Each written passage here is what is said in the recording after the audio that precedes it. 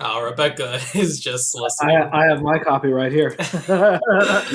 I got the PDF, so I'm just like highlighting certain sections, Yeah. taking notes. Rebecca's just listening. She's busy doing work, but just in the background. No worries. Um, but yeah, I mean, I thought, as far as I know, I agree with David so far. Just between our conversations with the whole idea of emergence. And that's Oh, yeah. basically his fundamental argument or claim, right? That there's Yeah. emergence. I wouldn't say it's his fundamental one. It is pretty important, all right, like, but I mean, it's not like, um, yeah, like it is important and it's a big deal and it has all kinds of implications. Mm-hmm. Um, like it's so like you see, so the thing is that he argues against what is referred to as like kind of reductionism. So like reductionism is this idea that when you want to explain stuff, you need to break that thing down into its smaller and smaller and smaller components. So like now he attributes the fact that that view is popular. He attributes that to like historical reasons. I don't really know the history very well, so I'm not going to say much about that. But his argument is like that physics has been the area where we have made the most amazing progress in explaining that part of the world. And it just so happens that so far, all of our best explanations in physics have been reductionist. They've broken down biology into chemistry and chemistry into physics. And then physics just keeps going down and down and down and down. You Yeah, I know, you just got, read that line. yeah, It's in chapter 8. Talks about physics, fuck, then like biology, then chemistry, and then organic chemistry. And yeah, exactly. Yeah, yeah, yeah. The but the problem is that because of the success of that approach in physics, it has led to essentially what he calls a kind of prejudice, where people think, well, that must be the way of things. Then that must be what happens when our explanations get better and better and better. It's always about explaining things in smaller and smaller parts. But that way of explaining things, it undermines, or we'll say understates, emergence. You know, it understates that. um so okay, fine, we can have a collection, we can explain a let me see, so his famous example is, I don't know, I can't remember what part of the book it's in, the copper atom in the nose of the statue of Winston Churchill. Have you read that part? Did you? no. So I kind of skipped from chapter 1 to chapter 8 because I Oh kind yeah, of already skip, have. skip, skip all you want. Like it's yeah. I'm a big believer in that kind of thing. Fuck this thing where you just got to read each page and you're not allowed to go to page 11 until you've read page 10. Yeah. Like I skip around all the time. So he has this example, right? So he says, okay, imagine. So do you know if I said to you Westminster and I said to you that there's a statue of Winston Churchill outside Westminster, do you know what I'm talking about? No, Because now I do. Westminster is where the British Parliament is in London. It's a borough in London City, and you know Big Ben. Mm-hmm. Big Ben is part of Westminster Abbey. Like it's part of the building Okay. that the British Parliament is in. And outside the front of that building is a gigantic statue of Winston Churchill, Mm-hmm. who was obviously the Prime Minister during World War II. And he was the guy who was essentially held the country together in the face of Hitler's um, successes in Europe in World War II. You know, so until America and Russia showed up in Europe, like Britain was the only one left standing to fight them off. I'm not trying to patronize you, but I just don't know how much of that history No, Americans are no, taught. no. It's good. Keep do your thing. Okay. So no, but I mean, if I'm ever saying something like that and you know it, just feel free to tell me to stop. But the So David asks the question. He says, "Okay, how? Let's imagine one of those copper atoms. So remember, reductionists want to explain everything by going smaller and smaller and smaller. So they want to explain things in terms of atoms, right? If reductionism is right, everything will get explained in terms of atoms and the stuff that atoms are made of, right? So he goes, all right, how about we try and explain why one particular copper atom is at the tip of the nose of the statue of Winston Churchill in Parliament. And he says, you could explain that by saying, well, that copper atom bumped off of another atom a week ago, and that bumped off another atom slightly before that. And then all of those atoms that were in that statue bumped off the atoms of the statue makers, like kind of tools, and those atoms were waved around by the atoms that made up the person. You can go on and on and on about a chain reaction of atoms, right? But the problem there is, you can do that for anything. Yeah, yeah. So you haven't really explained anything. So there's real information that by resorting to only talking about atoms, there is real information lost. Now, so instead he says, how about we talk about emergent properties in our explanation? So let's say instead that atom is there because copper is an element that is needed in order to make bronze. And bronze is an element that people make statues out of because of its favorability towards weathering. And people make statues in order to commemorate famous figures in their history. And that particular bronze statue is in that particular place because it's a statue of a former prime minister who led the country of Great Britain very well during World War II.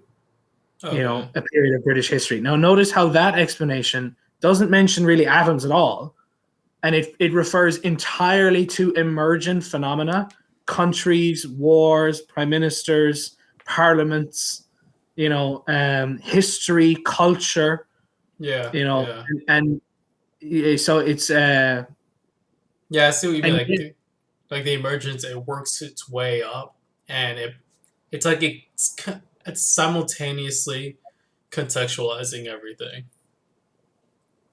well, yeah, so if you only talk about atoms, if I only talked about atoms bumping off each other, right? I can't explain, okay, but why is that particular bunch of atoms there and not somewhere else? I can't do that So without. the only thing I'll say, I think we're both on the same side, but the person who's arguing the counter, everything on the atomic scale, that person, I believe, would also have to be a determinist. Yeah, Yeah. because like just to tie it back to last week, because if they were not a determinist or a compatibilist, if they strayed away from that, then they would naturally go down this route, the emergent route. But if they Yeah. were, they would say it's all reductive and Yeah. So I don't know if I have much of an opinion, but like I know that Deutsch views free will as an emergent phenomenon. Um, I think I'm of the same mind. Yeah. yeah, yeah. I don't know what I think about that or whatever. I'm not sure, so the emergence is very important because what he's trying to say is that um that explanation about the atom, Yeah. and it involves countries, cultures, wars, prime ministers. He's trying to say the fact that we can't explain that stuff without reference to these emergent phenomena are therefore just as real and have just as real causal effects as the physical stuff, right? Okay. As the atom. Okay, there's a lot here. I feel like there's implications. There's many. Okay, okay. I'm just trying to digest this. There's a first thing. I'm gonna put that aside. That's harder. So this first, the way you said it almost sounds a little bit contradictive. Okay. And I'm gonna paraphrase a little bit, but you said something like these Go emergent ahead. Yeah. properties, they're just as real. And I definitely see that. It's almost like the emergent properties are an abstract pattern, and Mm, that's just as real. yeah. 100%. But then you said, like, this causes things. Yeah. Yeah. So isn't it contradictory? Because it's like you're saying emergent is it's the effect. But now you're saying like these patterns can actually cause Yeah. So the patterns emerge and then feed back. they feed back. Yeah. Yeah. Like that's one of the most amazing things about it. Like Okay, so that's interesting. it's a really remarkable claim. Like if it's true, it is a remarkable claim. So it's saying that you can have smaller things that can arrange themselves into patterns, and then those arrangements become emergent phenomena which almost behave according to their own like pseudo independent rules up here, and then they feed back down to the lower level stuff. So what I'm trying to think of like a metaphor, and again, not a meta. It's just a metaphor. It's not exactly one to one. But emergence would be less like a tower of rocks and more like um, an electrical sophisticated spring fountain that the water that comes out feeds back into itself. In order for the water to spring Yeah, out, it's dependent. yeah. Yeah, and Okay. there's so this is where he gets his idea about like abstractions like being fucking like real. Like abstractions can actually software. You can do stuff with the hardware in a computer. You can put software on it, and that software will actually govern what physical transistors light up and which ones don't. It will like you can run Windows on a computer, and that will have physical effects on Mm-hmm. the motherboards and the PCBs that make up the PC. It's But like then, okay, and go but then ahead. to make it emergent, the hardware would affect the software. No, so emergence is just let me see what's up. I'm trying. Okay, I can see what you're at. You're looking for a kind of a kind of criteria of saying, well, this is emergent. Hmm. What's Because yeah, okay? that's what I was trying to get at. So where's the feedback in that example then? Well, the feedback. Let me see. Let me see. I don't know enough about computers really to. Or just we could come up with another example or whatever. Yeah, yeah, yeah. That's fine. Okay, so he talks about another example in his second book. So, There's a second so book. there's a second book, but Okay. it's a similar. It's a similar example, right? All right. Um, so he I don't think this is his original thought experiment, but this is the one he mentions. So imagine you have a computer, but the computer is not made. It's not a laptop, right? What you're going to do is this is going to essentially be a calculator, and it's going to calculate. You're going to give it an input, and it's going to be a number, and it's going to tell you whether or not that number is a prime number, Okay. right? But instead of it being like a laptop made out of like silicon and platinum and stuff, we're going to make it out of dominoes, right? So Okay. so you're going to have an arrangement of dominoes that are going to be your inputs. So you're going to give it the input number using these arrangements. Now he says, imagine that every domino is spring loaded, so that after it falls down, after a certain amount of time, it springs back up. So that will allow for loops to happen in your computer program.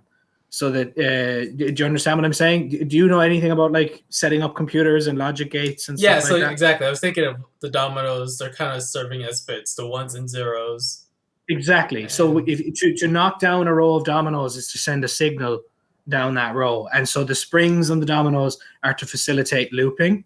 yeah, And then you can obviously arrange the dominoes in such a way that you set up your AND gates and your NAND gates and your OR gates and stuff like that, yeah, right? yeah, And yeah. so he says, imagine you build your prime number calculator using a domino system like this. Now, needless to say, it'd be fucking huge and it would be unbelievably slow. But in principle, you can do it. There's no reason why you can't, right?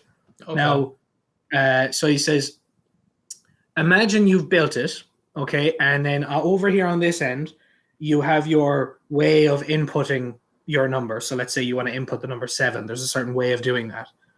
And then over here on the way over on the other end of your computer is a domino. And if this domino falls, that is meant to indicate that the input was a prime. Okay. But if that domino at the end does not fall, then that is meant to indicate that the input was not a prime. Okay. Make sense? Okay. Sure. Yeah. And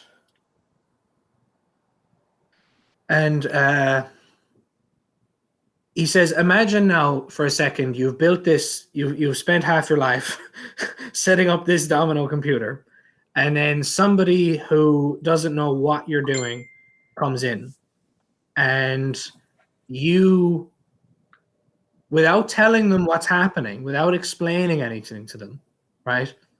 You set up your input dominoes and set off the computer. And then you ask this person, so at the very end, the output domino falls over. Okay. And you ask that person who's come in, explain to me why that domino fell over. Right?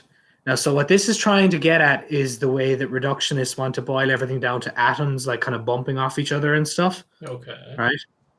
So he says, if that person could say, well, that output domino, that fell over because the one before it fell over, which fell over because the one before that fell over, etc. And they could work their way all the way back, and they could go round and round through all the loops backwards and everything, and they could end up at the beginning, and they could say, arrive at something of, okay, at the end of the day, that one way over there fell over because an exact chain of reaction of subsequent dominoes fell over because you set them off over here, right? But that hasn't explained anything, because the real explanation for why that domino fell over is because the input number was a prime. Yeah. So what he's trying to get at is there is an abstraction that is emergent, namely that prime numbers, right, that is having a causal effect on the physical dominoes. Okay. All right. Because I'm thinking the reductionist answer to that would be, the series of dominoes, sure. But because the reductionist wouldn't have the bigger picture view that it's not just the domino didn't fall just because of this sequence of dominoes. There's a bigger reason why it fell. It's because there's a pattern. Well, that same explanation would apply if the domino had not fallen, but you would have just had to go a little bit further back the chain to the last one that fell over. So that explanation, it fell because the one before it fell, and so on and so on and so on. That applies to when the domino falls and when it doesn't. Yeah. So you've actually, like, by emphasizing this reductionist approach, you failed to explain what you've seen, because the explanation, it fell because the one before it fell, applies to both possibilities. And it's like it answers it, but only on one level. It doesn't cause you to address the pattern. Yeah. Okay. Well, how about a way simpler example then? Let's say you go to a magic show, right? And the magician does a trick. I don't know, cuts the assistant in half or something, right? And you're asked, well, how do you explain that? And you say, well, it has something to do with atoms. Yeah. It has something to do with atoms. It's like, it's true. That's true. But you haven't explained anything, or imagine you even said, okay, let's not just talk about atoms. Let's say the magician did something. It's like you've gone up a level. You're now talking about magicians and stuff, not just atoms, but you still haven't explained anything. Like I know it's a bit weird it can sound weird to think about it this way, but like there's no way of explaining why, what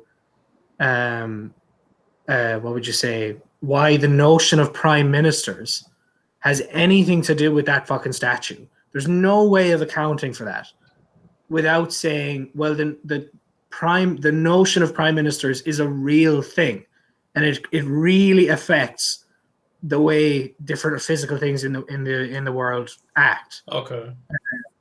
Yeah, like for Does that example, make sense? because if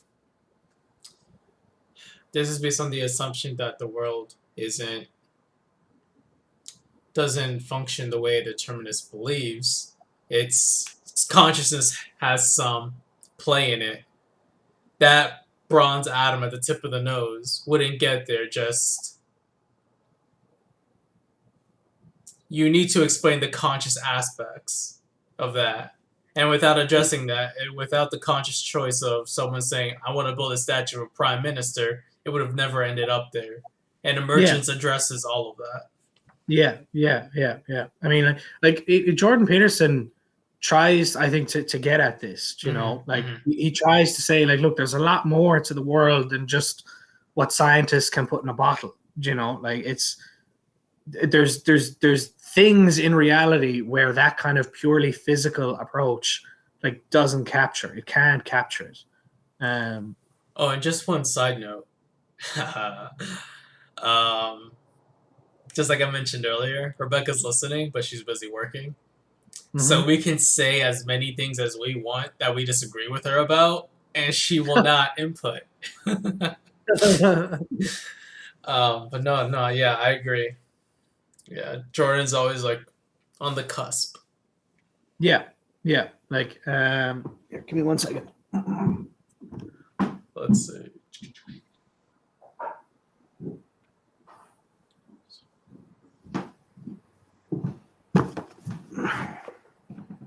This is his other book. The beginning of infinity. Mm-hmm.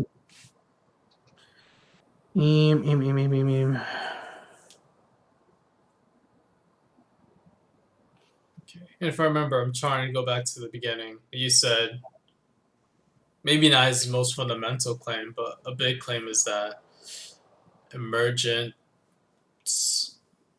I'm sorry. How would you explain it again? What Well, was? it's fundamental. So so he's interested in this idea that we don't care about, like, what we're after is explaining things. Mm, Now, that you see, one of the problems with Deutsch and Popper, and it's not really a problem, but it can be a bit, is they use words like, well, we're after explaining stuff. That's what we want. And it sounds so fucking normal, and most people kind of go, well, duh. Like, what do you mean? You oh, but know, they mean it literally. yeah, it's like we don't care about predicting. We don't care about any of that stuff. What we care about is we don't care about tools. Jordan loves to talk about tools and stuff like working and that. Like no, what we want is to explain stuff. Mm-hmm. And his point is that there are things that happen specifically in places like Earth where there are people that you cannot explain without emergence. You just can't. Because as I said, if without emergence, all you've got is atoms and stuff that is smaller. But if all you've got is atoms, then you cannot explain. So this statue of Winston, like, you can't say, well, why are these copper atoms and not titanium ones? Yeah. So there is a very real piece of information that is So missing. You know, it, so in the same way that like, reductionism tries to explain, I'm generalizing. It tries to explain everything. So we start with physics, and then we went more fundamental to just try and Mhm. explain every effect and derive its cause. Emergence is literally trying to do the theory of everything. Yeah, And like, to the as in, point, you want to keep going up the emergent levels until it keeps narrowing, until you get like one emergent pattern that hopefully breaks yeah, everything down. like, but like to make it maybe sound a little bit less abstract, like, So when you hear someone like Sam Harris or Jordan Peterson, but let's just take Sam Harris since we were talking about him last week. When you hear someone like him try to explain behaviors of the mind by referring to the brain, that's reductionism. Yeah. Like that is him not taking seriously the idea that the mind is an emergent phenomenon. Like minds are not made of atoms. You know, like they might be situated in the brain, and the brain is made of atoms and stuff like that. But the mind is it's a completely different thing. In the same way that like we were talking about Winston Churchill with the statue, like wars are not made of atoms. Do you know what I mean? Yes, wars are carried out by people who are made of atoms, like pointing guns at each other and stuff. But I mean, a war, at least in the modern sense, is even between two nations. And again, nations are not made of atoms. You know, Okay. do you know what I mean? Yeah, It's a yeah, rather yeah. I'm following. yeah, yeah. Um, Let me see. So he said, consider one particular copper atom at the tip of the nose of the statue of Sir Winston Churchill that stands in Parliament Square in London. Let me try to explain why that copper atom is there. It is because Churchill served as Prime Minister in the House of Commons nearby, and because his ideas and leadership contributed to the Allied victory in the Second World War, and because it is customary to honour such people by putting up statues of them, and because bronze, a traditional metal for such statues, contains copper, and so on. Thus, we explain a low-level physical observation, the presence of a copper atom at a particular location, through extremely high-level theories about emergent phenomena such as ideas, leadership, war, and tradition. Um, 1 second now. So there is no reason why there should exist, even in principle, any lower level explanation of the presence of that copper atom than the one I have just given. Presumably, a reductive theory of everything would, in principle, make a low level prediction of the probability that such a statue will exist, given the condition of, say, the solar system at some random earlier date. It would also, in principle, describe how the statue probably got there, but such descriptions and predictions would explain nothing. They would merely describe the trajectory that each copper atom followed from the copper mine through the smelter and the sculptor's studio and so on. Um, but even if you had the superhuman capacity to follow such lengthy predictions of the copper atoms being there, you would still not be able to say, ah, yes, now I understand why they're there. You have to inquire into what it was about that particular configuration of atoms and those trajectories that gave them the propensity to deposit a copper atom at this location. And it sounds, it's one of these things where it either sounds mundane or it sounds nuts when people first hear it. Yeah. But yeah, it's amazing. Like I think it's an absolutely incredible idea. And there are certain aspects of it which is just, I mean, it's completely undeniable. Like, so you brought up a brilliant example a couple of weeks ago about the painting, the Mona Lisa. Yeah. Yeah. So you could explain what that is with reference to canvas and acrylic paints and stuff like that, but that doesn't work and we know it doesn't work because you can have a picture of the Mona Lisa on your computer, and that isn't made of canvas or acrylic paint or whatever, and yet you still say no, I am looking at the Mona Lisa. Like, it may not be the painting of the Mona Lisa that's in the Louvre, but you know what you're looking at. Yeah, because uh, when we say that, we're it's like what we're really talking about is an idea. Yeah. Yeah. Well, an emergent idea. Yeah, whatever the Mona Lisa is conveying. I mean, Yeah. unless you're talking about that particular canvas, you're Yes, usually exactly. talking Yeah. about the idea of the Mona Yeah. Lisa. Yeah. Like, but again, it's like if you wanted to explain, so why does this piece of canvas have this particular shade of paint on it? But you Exactly. can't do that by talking about paint or canvas or atoms or anything like that. The only way you can explain it is by saying, well, there was an artist called Leonardo da Vinci, and he was painting a portrait of a woman.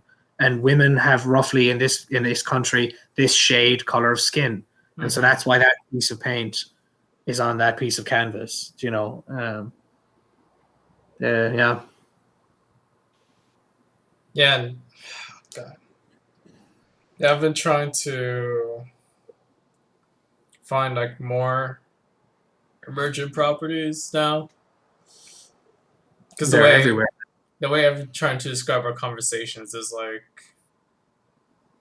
for instance, we're interested in how to raise our kids, but it's not just that because when we find the answer to that, we might find a pattern of parallels.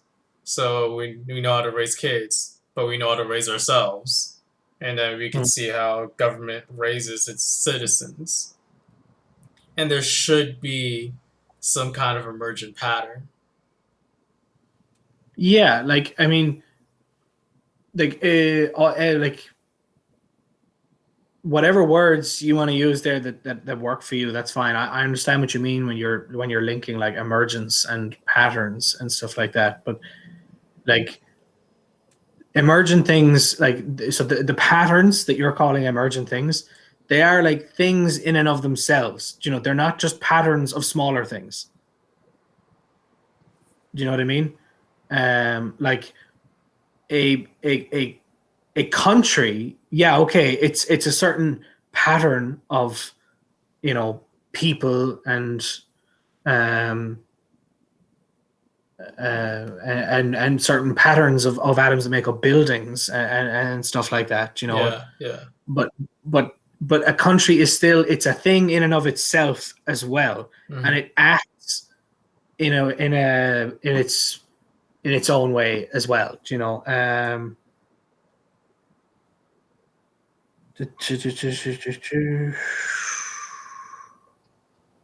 Where are we going now? So Don't let's care see about that. this.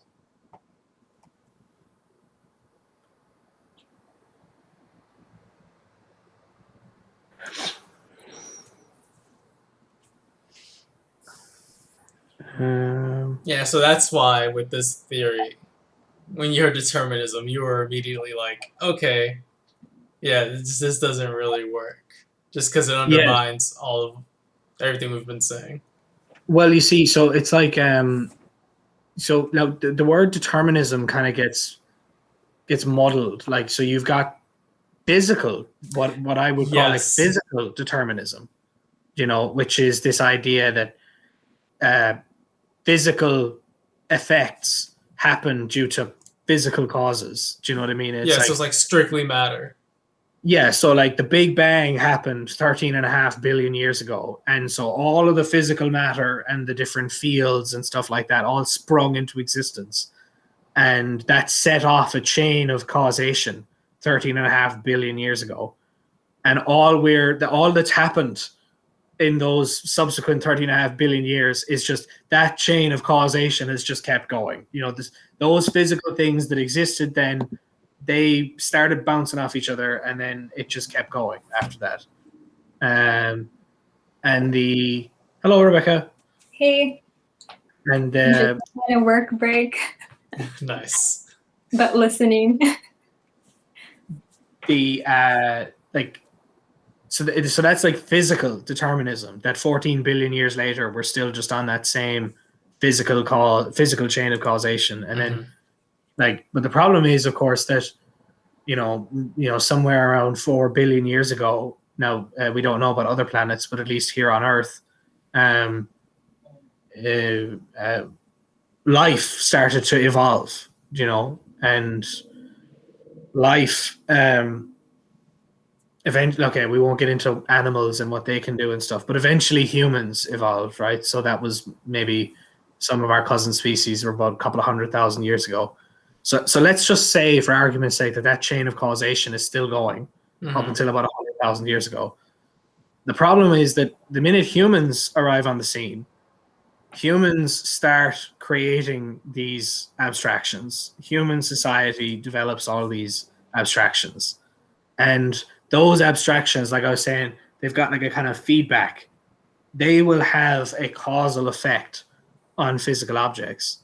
And so that chain of causation that was set off like 14 billion years ago will be changed. There will be, because there's new stuff. There's new causal effects that weren't there 14 billion years ago, but now they are. Yeah.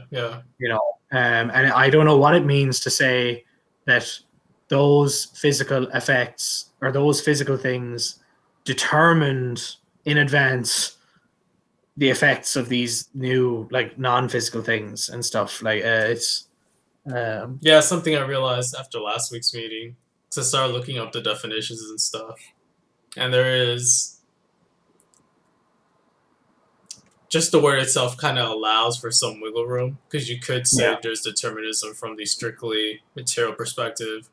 And then there's the route you're kind of going where there are certain abstract concepts which can also be sources of causes. Yeah.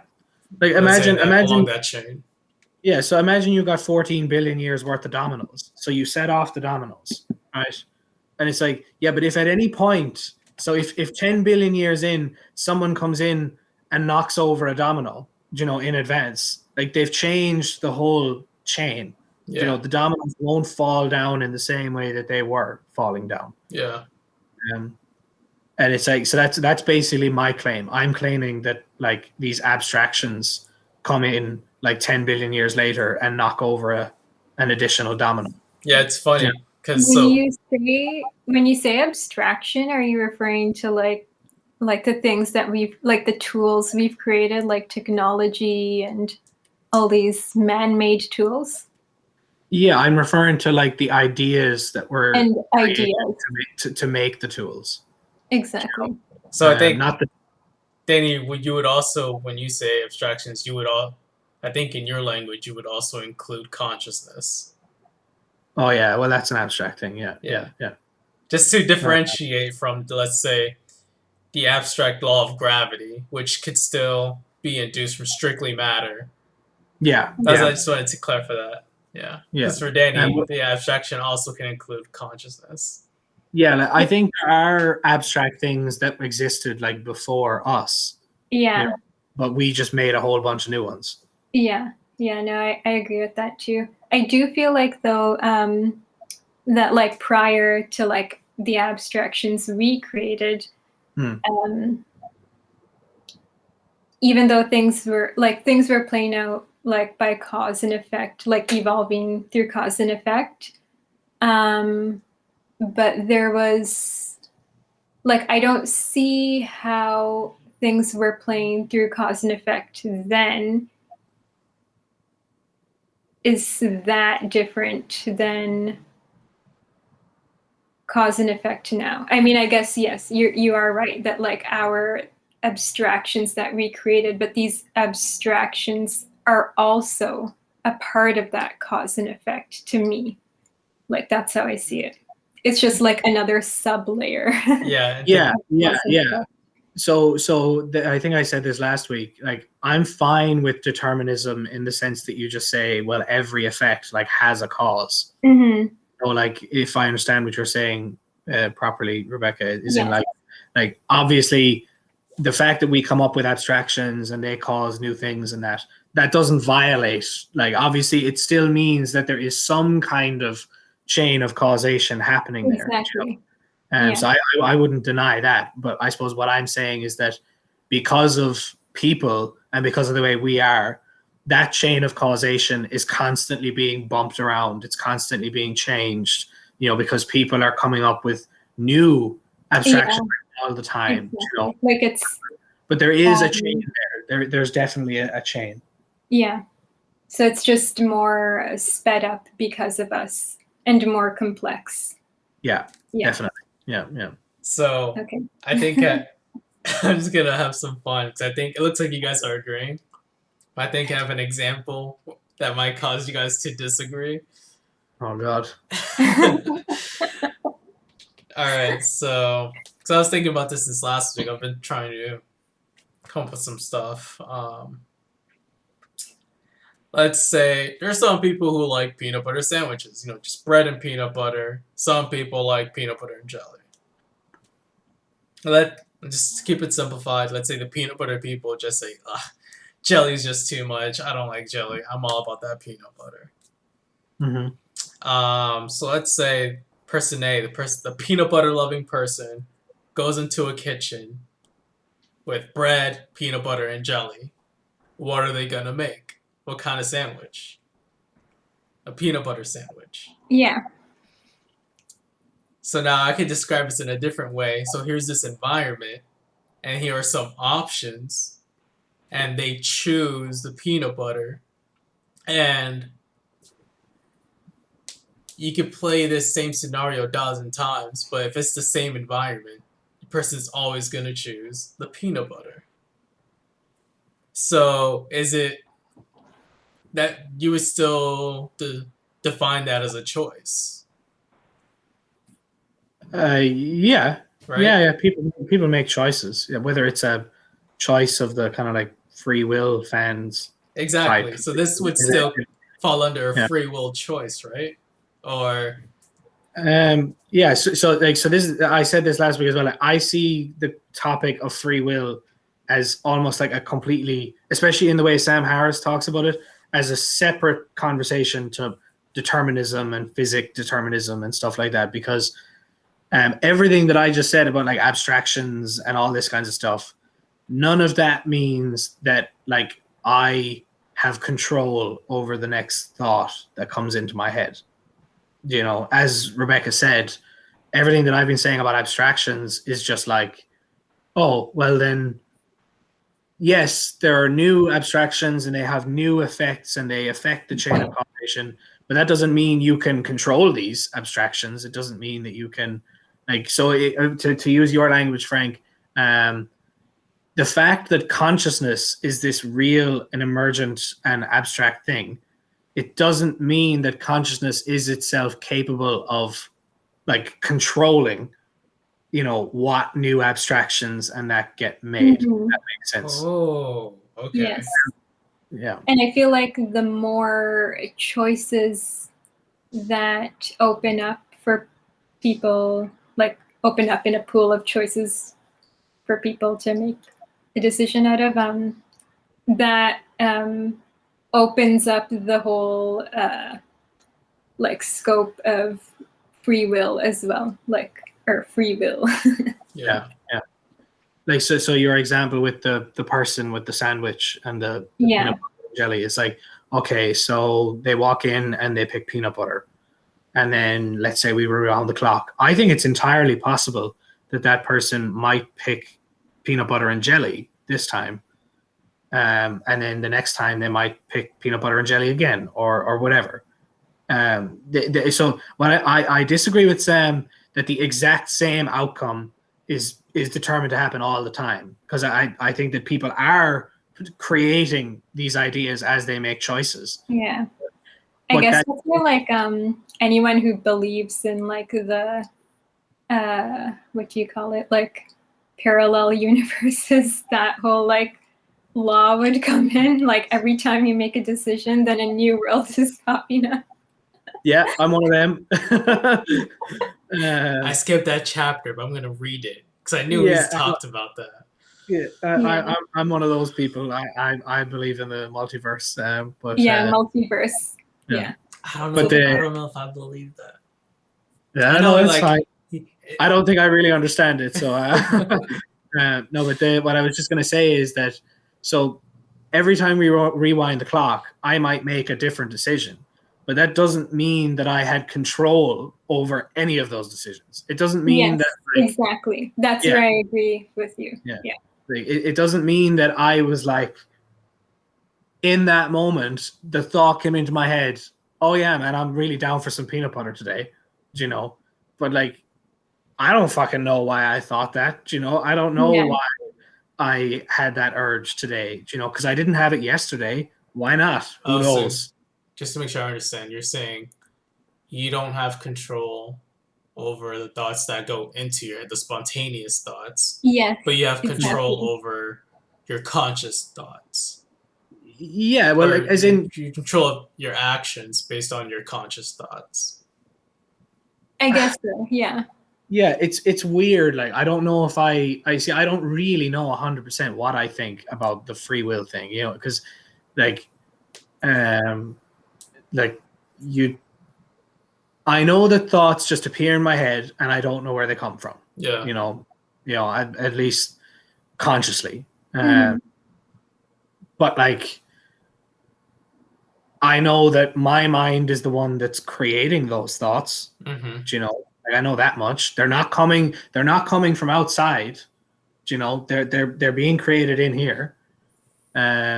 So whether it's, I suppose it depends then how loosely you want to use the word like control. Like, you know, Yeah. Yeah. so it's they're coming from within me. So long as I'm not being coerced or forced to do stuff, then you could kind of call that my within my control, kind of. But like, I think Sam and people who agree with him would just accuse me of changing the subject there, which is fine, you know. Like, I don't know. I don't know what. I think that this thing where we create these thoughts and they pop up in our mind, I think that's super mysterious. Like, I don't think we really understand what that looks like or how it works. So, one theory that I lean towards, again, I'm not like this is the right answer, is that mysterious input that is also part of you. That's like your subconscious, the unaware. So here's something, and it could be both answers, but let's say, people say as you grow up, you discover yourself. But I'm just wondering, is it discover yourself or do you create yourself? And I think it's more so discover. For instance, if Yeah. you never tried Discover. if you never tried salmon and then you try it, did you develop a taste for salmon? Or did you discover that you had a predisposition favor to salmon? Yeah, I would say that. Yeah, like, I don't know. Can I explain? I don't know what I'd be able to explain where tastes like that. Now, where preferences like that come from. Yeah. Um, we know that different people have different preferences and that, and we know that different people have different interests.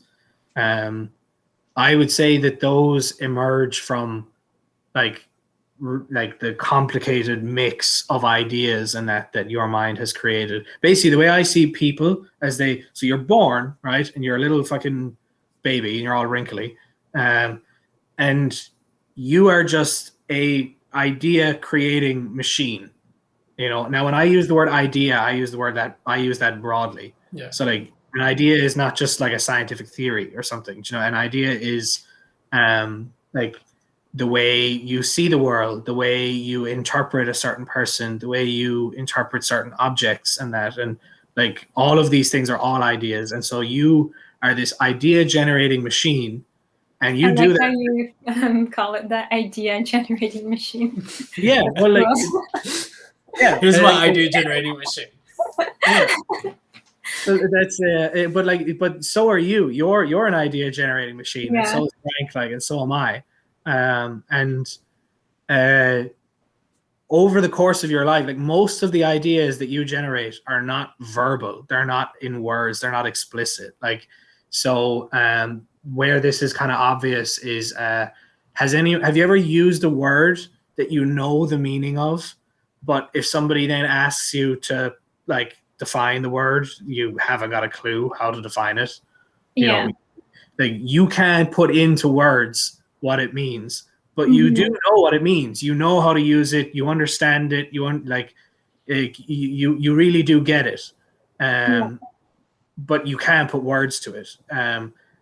or has anyone ever asked, or have you ever been asked for like directions to somewhere, and you try and fucking say it, and you're like, dude, I haven't got a clue. I can't. Like, I know where to go. Like, if I was going there, I'd get there, but I Yeah. can't put it into words. So Yeah. like, so most of the ideas that humans create are not verbal. Like you do most of it without ever putting it in words. And you've been doing that since you were a baby. And I think your interests and your tastes and your preferences come from that. So like when you have developed throughout your life certain ideas about what tastes good and what doesn't taste good. Okay. Yeah. And then someone puts a plate of salmon in front of you and you put it in your mouth and you're like, oh, I like that, or oh, I don't. And like, if you ask somebody who doesn't like salmon, well, why don't you like salmon? They're just like, I don't fucking know, man. I just don't. You know. Now that's not like so it's like a that's not like combination of nature and nurture, nature from your genes and Yeah. nurture like ideas you've been I presented. feel like and all those that. like preferences are based on, it's like a combination of nature and nurture.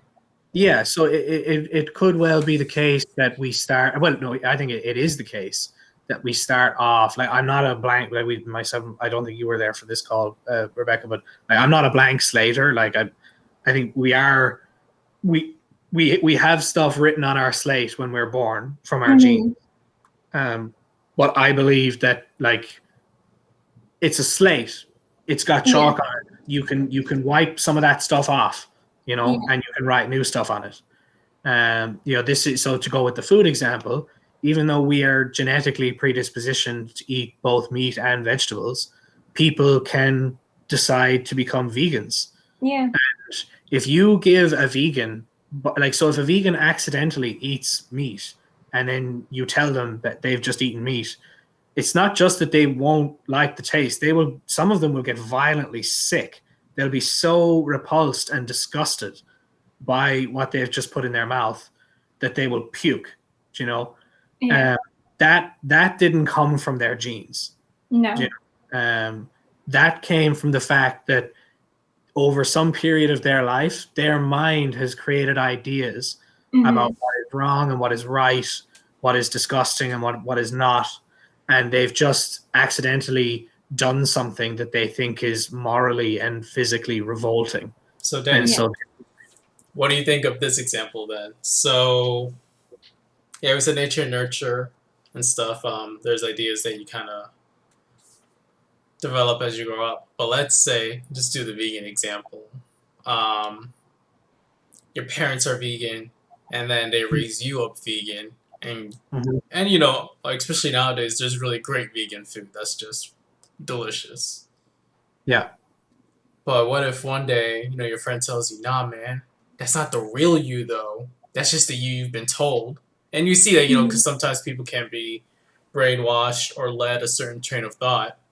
So when people say that's not the real you, what are they really saying? Well, I would say they're wrong. Like, now, okay, this is assuming that you weren't brainwashed by your parents. You know, like, so I'm imagining two different sets of vegan parents, right? So you got one set which basically they let you make up your own mind, but like at the same time, there's an awful lot of fucking vegan food around the house and that, you know. So they're sitting there going, look, we're down with you making up your own mind and making your own choices as far as what you eat and what you think is morally right and wrong.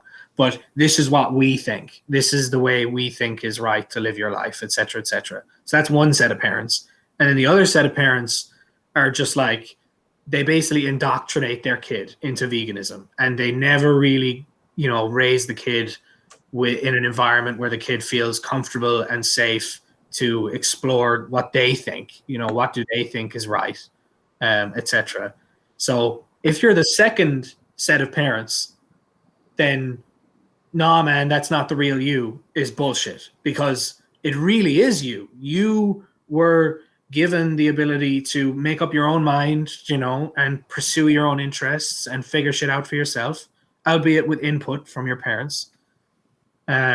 so that really was you. You spent the last 20 years developing your own tastes and preferences, and you've decided that you're a vegan. That makes sense to you. Whereas the first set of parents that have essentially brainwashed their kid, I think if you came along and you said, "No, man, that's not like," I wouldn't put it like that's not really you, but that's a bit weird. But Yeah. but I would say that there is a case to be made that that kid never really made up their own mind, that they never really created these ideas for themselves. Mhm. You know, they had certain ideas foisted upon them. And they weren't given any real options. So I think you could kind of make a reasonable case there that that person should probably explore meat eating for themselves if they want to. Yeah.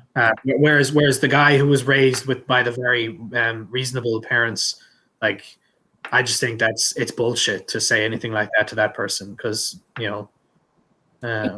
No, I agree. I feel like that's where the whole discover yourself part comes in. Like, that's why you would say it's about self-discovery rather than developing, because you've just been following what other people have been telling you to do before, instead of listening to your own biological drivers or whatever, and finding out things for yourself. Well, what I would say is that they may be biological drivers very early on in life, but I don't know, but I suspect that relatively quickly, like by the time you've got like a 6-year-old kid, 7-year-old kid, it's less biology. There's probably still a fair bit, like, I mean, Yes. but less. Yeah. And obviously, it goes without saying that there are some genetic predispositions which are extremely difficult to consciously engage with and tackle. So a big one would be like heterosexuality. Like, Right. most people are straight, Yeah. and that almost certainly has a lot to do with genes. Yeah. But some people are not, and you can't really explain. I find it amazing watching someone like Brett Weinstein try and fucking explain homosexuality through fucking genes. I mean, it just doesn't make any sense. Like, In what regards? I'm curious. well, like, you can't. I don't know how you can explain how a gene for homosexuality would be selected for. Like, they can't replicate. Like, a homosexual person cannot replicate. So it's like they would be relentlessly selected against, Right. Whereas the thing is that, like, you can explain homosexuality in reference to this picture that I've been painting about, like, people being these idea generating machines.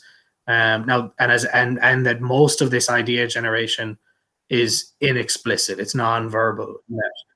Like, so the reason I brought up sexuality was just to say that, like, some of these ideas are really, really fucking deep. Like, they're really, like, nobody can, like, so I would say that no, and even like, like, I have one of my best friends, he's gay, and like, he even said, like, he knew since he was a kid that he was gay, like, and no amount of anything could like convert him into like being straight or something. Like, absolutely. I want to make something clear here, like, because sometimes I say this and I get a bit of pushback that you mean they're choosing to be gay.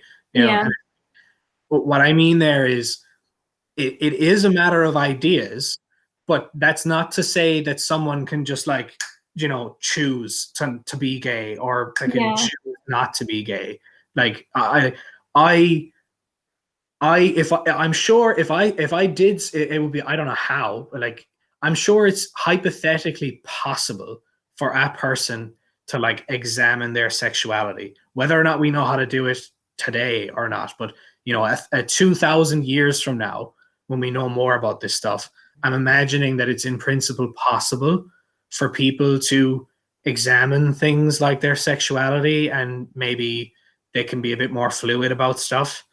But, like, we have no idea how to do that now, and obviously I would, even if we did, I wouldn't endorse, making people do this kinds of stuff. Like, the whole point is that people can be whatever way they want to be. There's nothing wrong with it at all. But the point is that I'm straight, and that is because of, or sorry, I'm sorry, the other way around, is in, like, so because one of my friends was gay, or is gay as well. I do have a friend who was gay.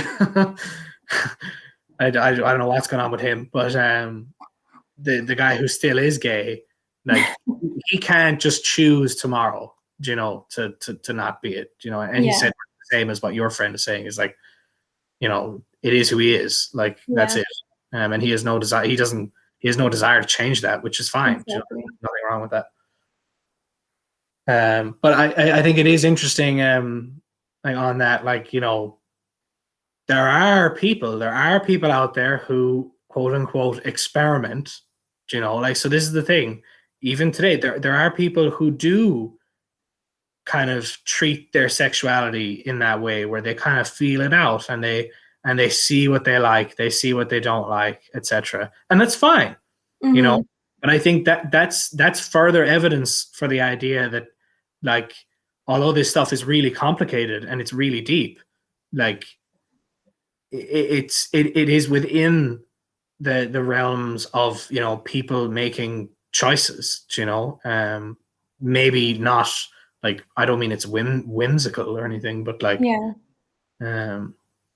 but yeah. No, I see exactly what you mean. I totally get it. That's really cool.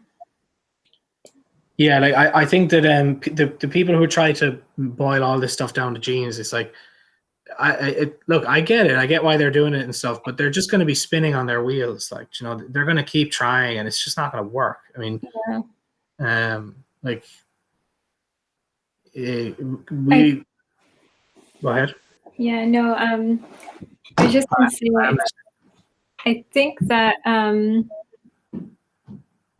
once people have established a certain kind of order or whatever already that's been working for a long time, and they have that room or capacity to explore, then they choose to do that. Because I feel like people are always looking to do that once, some kind of order or like whatever is established, then like people are always thinking, well, what's next? Like, what can we do further?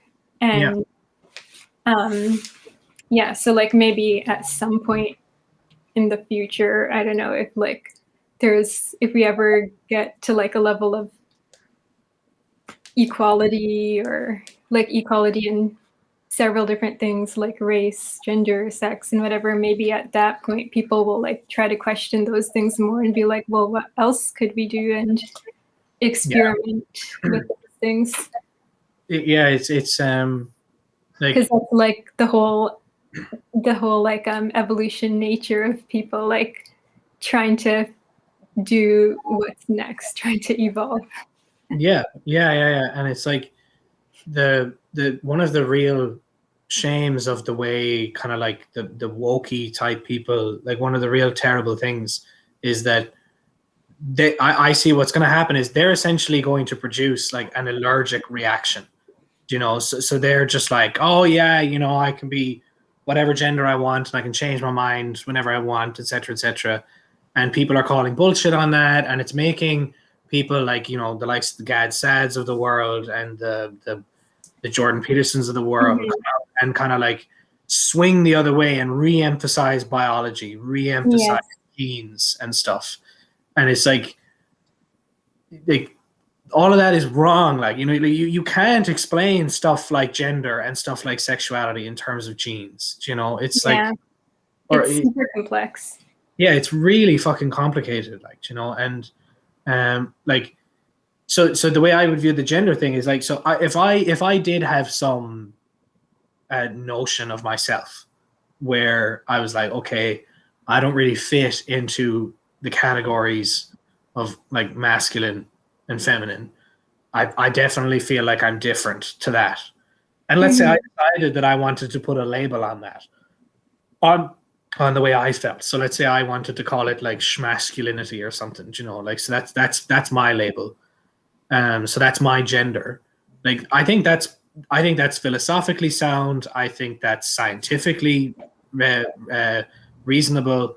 Um, the problem is that the way the wokey type people talk about this, where they boil gender down to just a fucking like whim, you know, where it's just I can just make up my mind on the spot and I can change my mind whenever I want, and like, I'm essentially going to create all these categories just as a cultural fu to, you know, the mainstream way of doing things. Is in like that's rubbish. You know, you can't do that. Um, like if I was to change my gender, if that is going to be something that's meaningful, if I'm gonna mean anything substantive there, what I have to be saying is that there are ideas in my mind about who I am that have changed substantively. And now that they've changed, I have a different conception of who I am and how I fit in to the cultural norms. You know, like, but I can't just fucking decide over breakfast, you know, that I'm a new gender. Like, Exactly. you're not saying anything substantive there. You know, you're not, like, nothing has changed about you, and you're just arbitrarily saying you've changed. You know, like, so you're not saying anything real there. You know, and it's just a real shame. Like, it's a real shame that like they're like, any idea that there might be different kind of ways of fitting in other than more typically masculine and feminine genders, as in, like, I think those ideas, at least in America and Canada, will have been set back like God knows how many years because of this stuff, you know. Yeah, and I feel like this whole this what do you call it, like whatever you're saying, basically you can apply it to many things, like even with diet, for an example. Like there are so many people these days who are like, oh no, we have to eat paleo or whatever because that was the natural way, like how the hunter gatherers ate things before, so that's natural and healthy. But like I feel like there's no, I mean, yes, some things like are natural, but like also what's natural is also something that's been changing over time. Yeah, So you absolutely. can't just say things like that. No, Like yeah.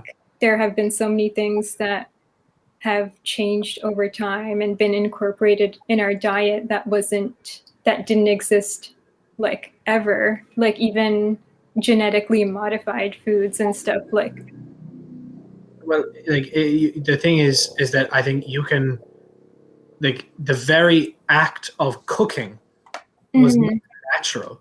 Like, hunter gatherers at some point in history did not cook their food, you know. yes. So cooking your food is not natural, and yet nobody is Yeah. advocating for a diet where all you do is eat raw food. You know, Yeah.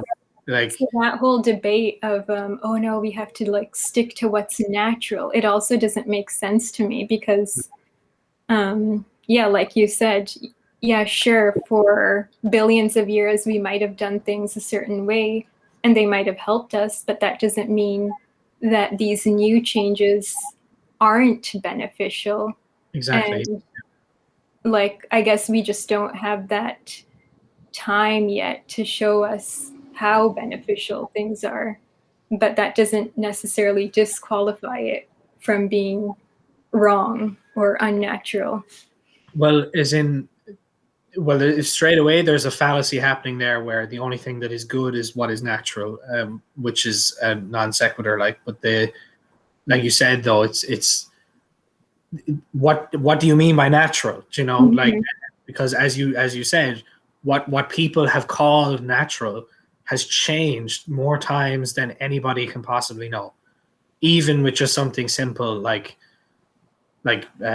cooking your food or boiling your water. Like, I mean, how many different generations of hunter gatherers in different tribes around the world, separated by thousands of years and thousands of miles, how many of them died of cholera, not knowing that if they just boiled their fucking water, they wouldn't die of cholera?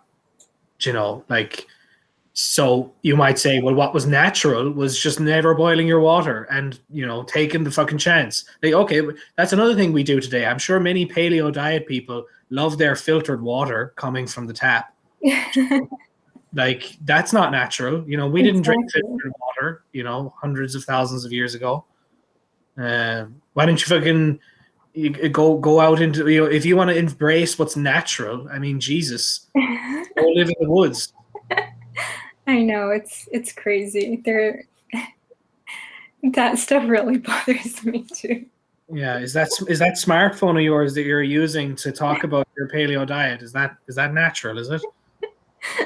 You know, like, It's part of the I diet. mean, it's part of the diet. true that, like, yeah, for sure, there is an argument that, like, you know, are the advances that we're making, are they always helpful? Like, you know, should we be more careful? You know, there's always going to be that risk factor whenever we try something new, and that should be taken into account and studied. But that doesn't, we can't, like, at the same time reject everything that's new, because that's just not the way the world works. No, and as well, that's, I mean, if too many people take on an idea like that, like, we're all gonna fucking die, you know, like, as in, because we're constantly encountering like new problems that we haven't encountered before, that our current way of doing things is eventually not going to be able to handle. You know, I mean, Yeah. isn't it amazing how well, so like this way of like, well, we need to be cautious, this precautionary principle, like, that you're alluding to. It's like, it doesn't work. It's ironically, it's not sustainable, you know, like, it's eventually something will come along that we will either have to change our ideas and come up with new ones in order to tackle it, or we're gonna die. You know, a relevant example to, you know, the modern age is, so what's going to happen if we don't do anything about our vaccine development protocols and our vaccine logistics protocols? Exactly. And eventually some new novel virus that is actually quite lethal is going to, it will come about eventually. And if we don't update our ideas around vaccine development and vaccine distribution, if we don't do that, then such a virus will kill us. It will kill us all. You know, I know it might sound a bit dramatic, but I don't think it is. I think it's just No, it's an inevitability. It is always something, and we have to adapt to it. Yeah.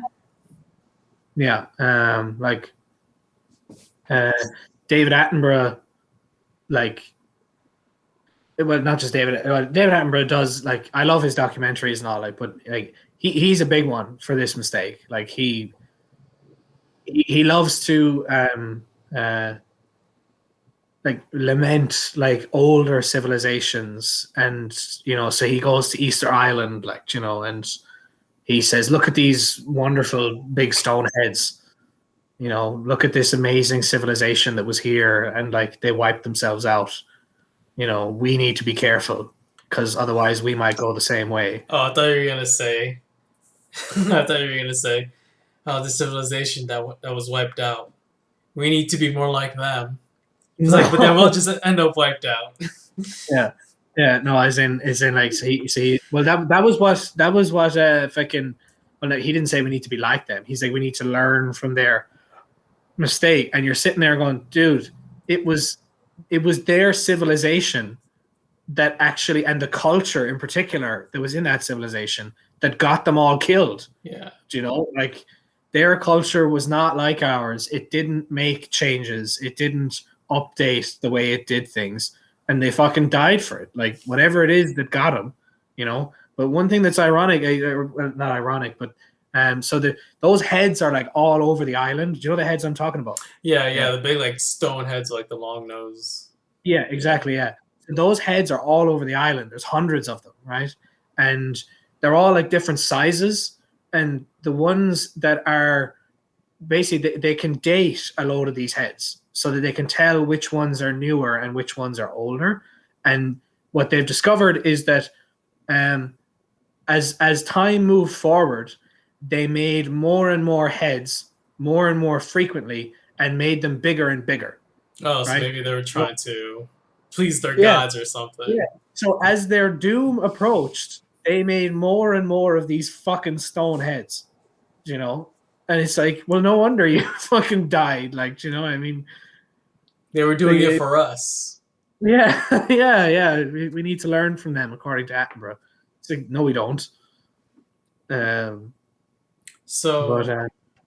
I was thinking about like all this again and morality. I was trying to find like I wanted to know your thoughts on any emergent properties with morality, because I've told you before where I sort of stand, and currently it's kind of the same thing. I wrote it down: the conjecture, precision, problem, conjecture, criticism. There we go. Yeah. And just trying to manifest as much truth as possible in your morality. One thing that I do agree with Jordan, because Jordan says, well, one thing is that you don't want to be naive. Like you know, it's like the integration of the shadow. You need to be strong. You need to be capable of doing harm in order to be good. And I think,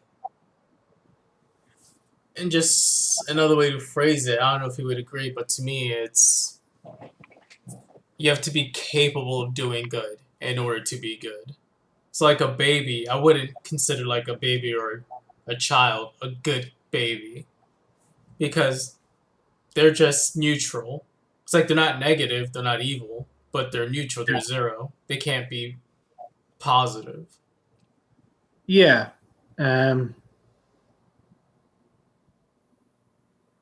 I don't know, to be honest, how to fit okay, I'm a realist in terms of morals. Like I think morals are real things. Mm-hmm. I think morality is absolutely real. Yeah. And I mean that like atoms are real, like morals are real. I mean, okay, so why do you put so much emphasis on that? What do you think people would take that as opposed to what? 'Cause I mean, it makes kind of sense to me. Yeah, of course, morals are real.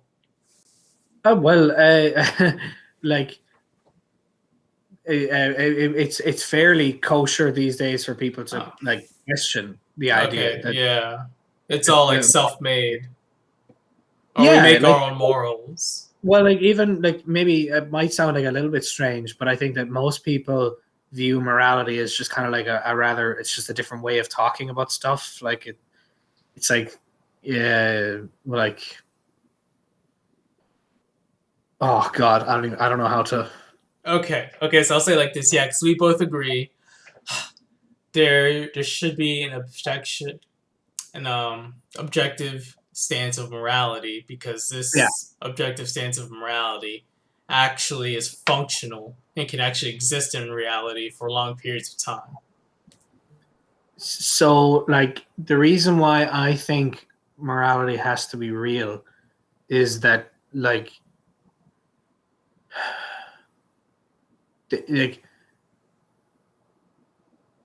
all of the arguments that are usually put forward as to why morality can't be objective, can't be real, all of those same arguments apply to science and facts and stuff like that. So if you're going to be skeptical about morality, by the same arguments that are used most often in that case, it's like you should be a skeptic towards science and facts and stuff as well. Okay.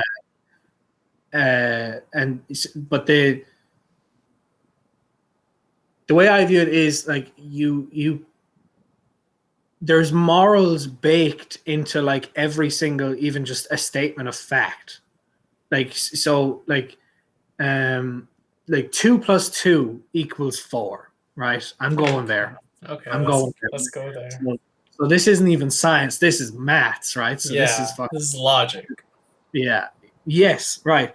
What if I don't give a shit about logic?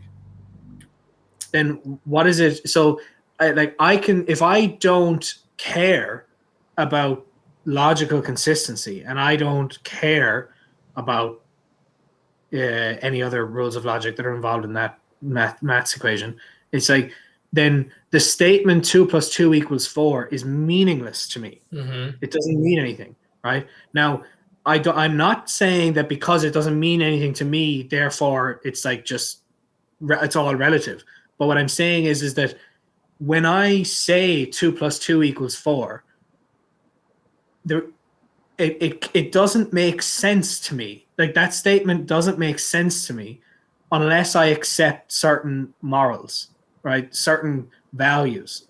So when you hear when I say 2 plus 2 equals 4 and you hear it, the only way you make sense of it is you go, yes, well, if we want to be like logically consistent and I understand what 2 means and I understand what plus means, and I understand what equals means, then I must then that is why 2 plus 2 must equal 4. Yeah. Right? Yeah. So my point is just to say that in every single statement of fact, even the most obvious ones, like 2 plus 2 equals 4, they're actually meaningless, like without you accepting certain kinds of moral values there. Like you won't be able to interpret them. What kind can you give an example of a moral value? So do you value logical consistency? Okay, if you don't value logical consistency, so put yourself in the shoes of someone who really and truly does not give a fuck, right? Yeah, I see what you mean. So to that person, they won't know what 2 plus 2 equals 4 actually means. They won't know. They won't be able to figure it out. I missed the last 7 minutes or something. What happened? You're too far gone. You're down bad. We're at the point where I'm questioning 2 plus 2 equals 4. Yeah. So maybe Danielle, let me know if I'm saying this right. I want to try explaining it in your words. So I started off with morality, and I wanted to kind of start the conversation with emergence. And he starts saying, you need to actually have some morals in order just to.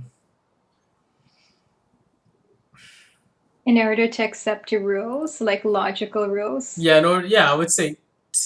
In order to interpret. In order to interpret and operate and live and function, I would say with just logical consistency. Yeah. Right. Like imagine somebody that has never even heard of logical consistency. Right. So they have no conception of that. So they can't care about it. They can't they have no idea what any of that means. And then you say 2 plus 2 equals 4 to them.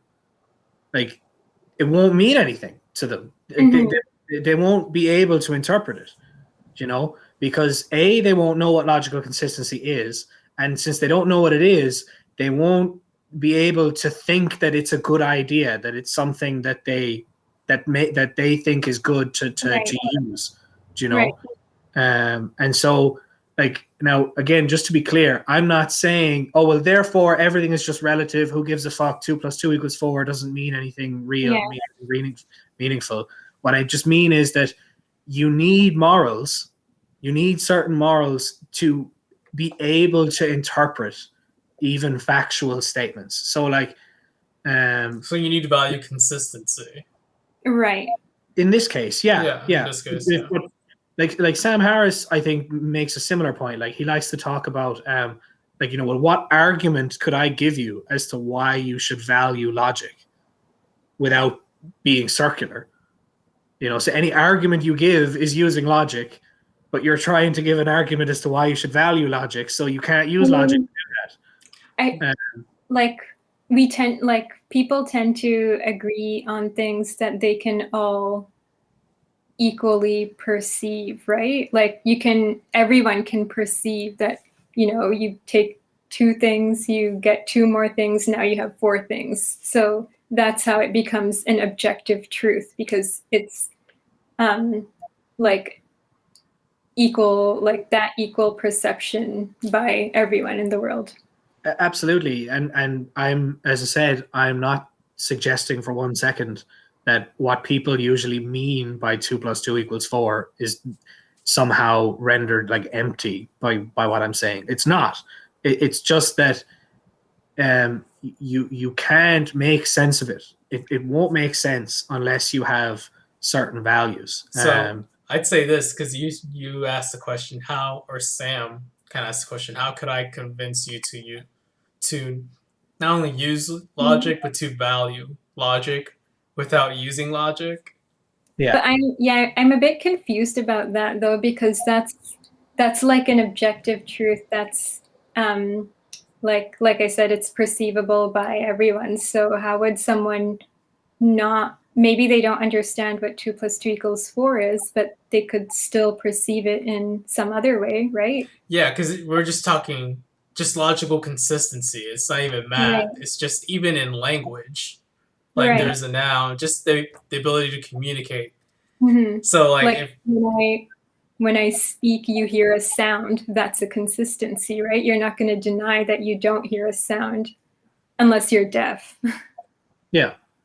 Yeah, so like a quick story on my friend, because he's a Christian, he's like religious, and we like to have like, theological stuff and all of that. And one thing he said, or he believed, was, because to me, if you believe in the idea of God or something like that, at least for me, God is coexists with logic. Because I don't believe God. So sometimes, I should say this, the answer is wrong, but to me sometimes the question is wrong. Like there's the argument, if God is all powerful, can he lift a box? What was it? Can he lift a box? Can he make a box that he can't lift? And to me, it's not about answering the question. Yeah, so it's like that. It's the all powerful. It's these contradictory stuff. Or can God create a sound that he can't hear? It's that line of dialogue. But to me, the problem in that is not an answer I'm going to give you. There's a problem in your question. There's a internal contradiction. And to me, it's an example, a parallel to that would be, because they're not understanding the essence of the words. So it's like if I have my hand and it's empty, it's like, hey, what's in your hand? Nothing. And someone tells me, ha, you said there's nothing in your hand, so there's something. It's like, no, the definition of nothing by its essence is the absence of anything. Yeah, I wouldn't talk about essences, but yeah, as in what you mean by that word, nothing, is you do not mean the same thing by the words nothing and something there. Do you know? Exactly. Yeah. So just that train of thought, I was trying to convey to my friend. That's why God coexists with logic, because he was kind of, no, God's above everything, but it's like it's not the same thing. Where was I going to go with this? We were talking about... So we were talking about what argument could one make that would... Right. Get somebody to value logic. Because I was going to tell him, well, you need to make sense of things in order, let's say, to be a Christian or be a follower. You can't just rely on feelings or the Bible or anything. Because then I was going to tell him, all right, fine. Try and convince me that God's real. I'm like, what? I can't understand you, because you're trying to convince me that God what? Exactly. Yeah. I can't use logic, so I can't understand what you're saying. Yeah, but it's the same idea here. Exactly. Yeah, that's what I was trying to convey. That's what I would tell. I would be my answer to Sam. That's how you would convince someone. Like you slap them and someone tells you stop. It's like, I'm sorry, I can't understand what you're saying. I mean, I don't know if I'm following. Like, I mean, Yeah, I'm not sure what you're. yeah, what like you- as in, like you. The point is that it is circular. Like that there is no bottom there. You can't get out of that. No, You know. so what I do is I don't, for Sam's response, I don't prove logic using Yeah. circular. I just, to make them value logic, I don't prove it. I Yeah. just prove that the contradiction is not valuable. Well, prove that the negation is. Exactly. I'll make But you to Okay. eat, want. I'll make no, you want to value logic. but even to appeal to that is logic. Like the notion of a negation is a logical one. Like They don't I know mean, that. yeah. They'll You just know, be suffering, and they'll like, try and figure it out. They'll develop logic. Okay, yeah. this needs to stop. But the other thing Sam likes to say is like, well, what evidence could I give you to show you that you should value evidence? Yeah. And it's like, so anyway, the point of the reason why I brought up this stuff about 2 + 2 = 4, and that because you were asking me about morals and like why do I think morals are real and objective? I think they're real and objective because like you can't even describe a quote unquote fact without having certain morals, right? And then you can't even what would you say? Like, okay, so you can't derive an ought from an is, right? But Mhm. what I just said, you can't derive an is without certain oughts. Oh yeah, Do you know what I mean? that's So it's true. like, so it works both ways. Yeah. So the way I look at it then is, okay, if you buy that there's real objective facts in the world, then by the same token, you have to buy that there are real objective morals in the world. And I suppose just that maybe as a slight, maybe general piece of evidence that I would say, I think that's what Sam Harris tries to get at, and that's what confuses a lot of people as well, because they're like, "Oh, what? He's going against the is-ought rule," but yeah, that whole rule is kind of contradictory itself. But it kind of has to be It's if we want cool. to get it here. It's cool because like I see the other side of the coin. It's a Yeah, duality with like Jordan Peterson. Because then the way you're talking about morals is, it's really by definition it's so broad. It's similar to talking about values and the way Jordan talks about um, ideals or goals. Like everyone has a hierarchy of values because obviously you made a choice, you had options, and you chose to do one of them. So you must have chose that action above other actions for some reason. yeah, and like, yeah, like, I'm not a lover of the way Jordan conceives of morality. Like, I get it. Like, I think I get it. I think I get what he means. But like, as in, so what he says there, like what you just said, to even make a choice is to have a preference. You so to act in the world requires that you have preferences. Mm-hmm. Otherwise, you would just like it's a mistake to even say that you would do nothing, because even to do nothing is still to prefer that over doing something. So it's more just like you would be this completely inanimate thing that has no will or ability to make decisions whatsoever. Yeah, and Uh, that's how Jordan kind of just tries to prove hierarchies. Going from lobsters and biology even to choices. There's a yeah, hierarchy in your choices. like I don't think that I don't. I think that's fine to say to make that argument to say, well, look, to act in the world, you need to have amorality, right? So that's the way I would put that. So to act, you need to have amorality, right? But I don't think that says anything about those morals existing in a hierarchy with each other. No, yeah, absolutely. Um, like I think that's a problematic way of viewing morals. But the like because Jordan gets the is ought thing. Like we've talked about this, Frank. Jordan gets the is ought thing wrong too. Do you know? So he doesn't buy what Sam is saying. Do Oh, you know? whoa. So he gets it wrong? Yes, like Wow. so Jordan doesn't buy what Sam is saying. So Sam is saying, yeah, okay, fine, you can't derive an ought from an is, but you can't get an is without accepting certain oughts either. Do you know? So he turns it on its head, like, and Jordan doesn't buy that kind of thing. He's just like, no. And so what Jordan is trying to do is he's trying to build an objective sense of oughts of values using like other oughts, you know, and stuff. And he tries to say, well, oughts have to be objective because if they weren't objective, so what he tries to do is he tries to go from this line, right? So to act in the world, you need a morality, right? You need a And so morality. we need amorality. And so he's sitting there and he goes, okay, well, we're acting. So we've definitely got like amorality, all of us. And then he has this, I don't know exactly where he goes from here, but he has this notion then where he arranges these morals in hierarchies, you know.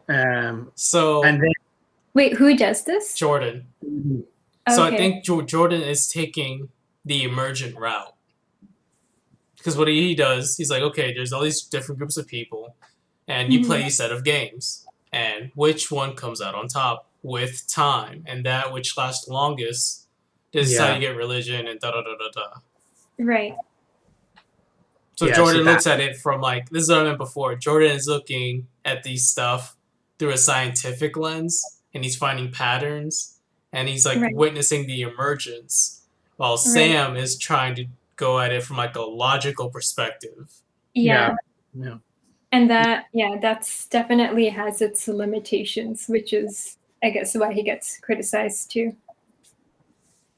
Yeah, like the problem with Sam, I at least for me anyway, is so he tries to dispense with this idea that we need to, because his point when he says, you know, well, we can't get to is's without some oughts is, and he loves to say this phrase. He goes, look, at some point, I'm kind of paraphrasing him here, but he says, you know, at some point, we're always just pulling ourselves up by our bootstraps. We are just kind of taking certain things to be true and then going from there, you know.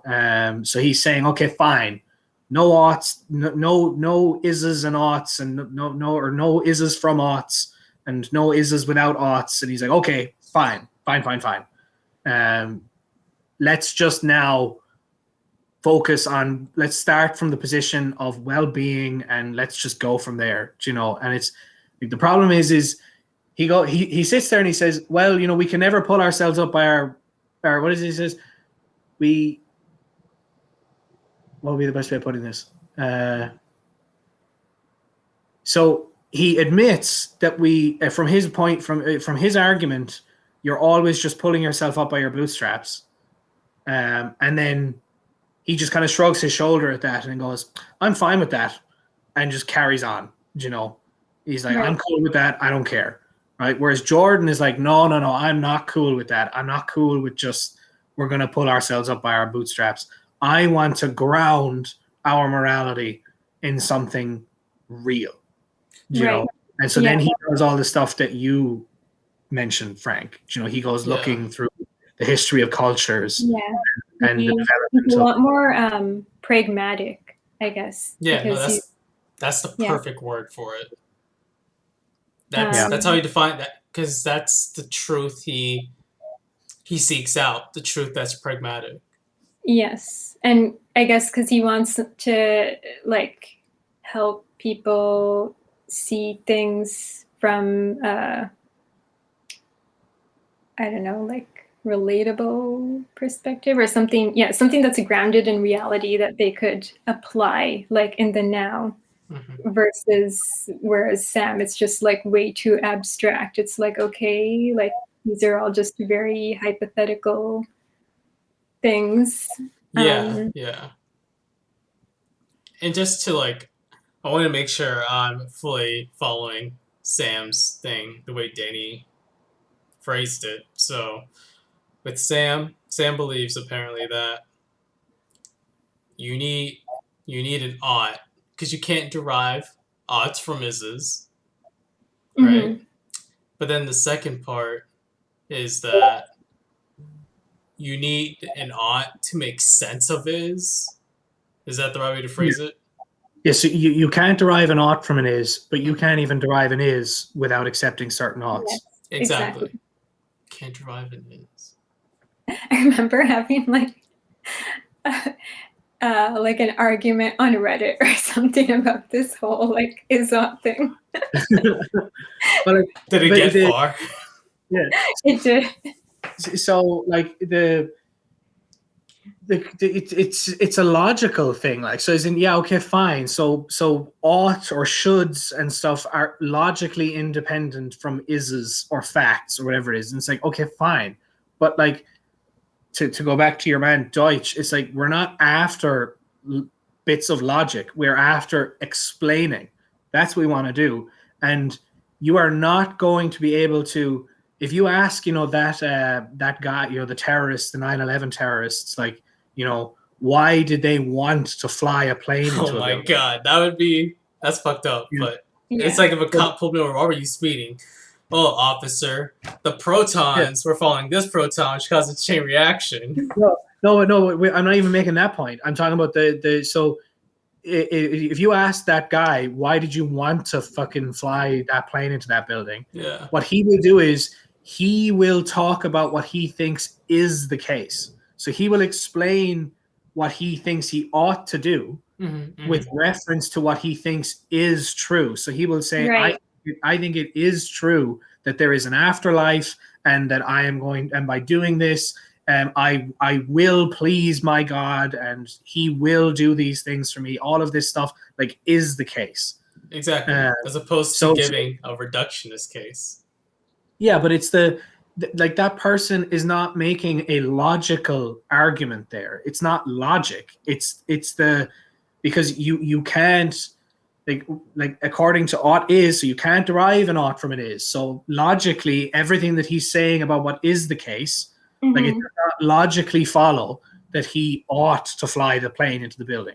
But from an explanatory point of view, if you're trying to just explain things, so if you really do think it is the case that you will go to paradise if you martyr yourself, then it absolutely makes sense that you would want to then do that.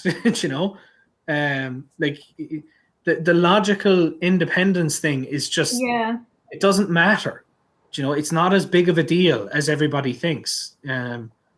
Because that's not how any of us think anyway. Like everything we think, I guess it depends on what we value, like our value system. Even though what we think is logical, does that make sense? Yeah, it's like, because it's subjectively, it's a bad way to phrase this, but it's like subjectively logical to each of us based on our values. Like the guy who did the airplane attack, it made sense to him. And at no point he's like, "What am I doing?" Yeah, it made sense to him, but it didn't make logical sense to him. Like, he wasn't, whatever he thought he was doing there, it wasn't logic. Yeah. Because it can't be. If it was, then he wouldn't have done that, because Yeah. So, but what he was doing was he was trying to explain the world. So he was saying, if I do this, I will spend eternity in paradise. So he's sitting there going, do I want to spend eternity in paradise? And then his answer is, hell yeah. So he does it. Like, it's not a, so okay, to maybe make this a bit, because I can see, Frank, you're sitting there going, but wait, people they use logic, man. Come on. I'm following. I'm just thinking, like, even more. Yeah, so it's like logically, what he does is, so this is a valid logical argument. He says, if I fly the plane into the building, I will go to paradise. Mm-hmm. So that's a statement of is. And then the next premise is I want to go to paradise. And so that's an ought. Now that I have an ought in my argument as a premise, I can get an ought as a conclusion. So I can say, therefore, I ought to fly the plane into the building. Mm-hmm. You know, like that's a valid logical argument, right? So it's like this. I share Sam's frustration when people constantly throw the is ought thing at him. He's just like, oh, fuck off, you know, like. Like nobody cares. Stop bringing this up, you know. And you can see it. He's so dismissive. He's just like, if you think this matters, you know, consult your hot stove. You know, go ahead there and put your hand on a hot stove and tell me that is and ought have nothing to do with each other. He's to be honest, it's the one thing where he seems to be. He's usually so zen and so like he's going to take the time to go through what you think. But when people throw is ought at him, he's just like, ah, man, I'm fucking done with this. And so. Yeah.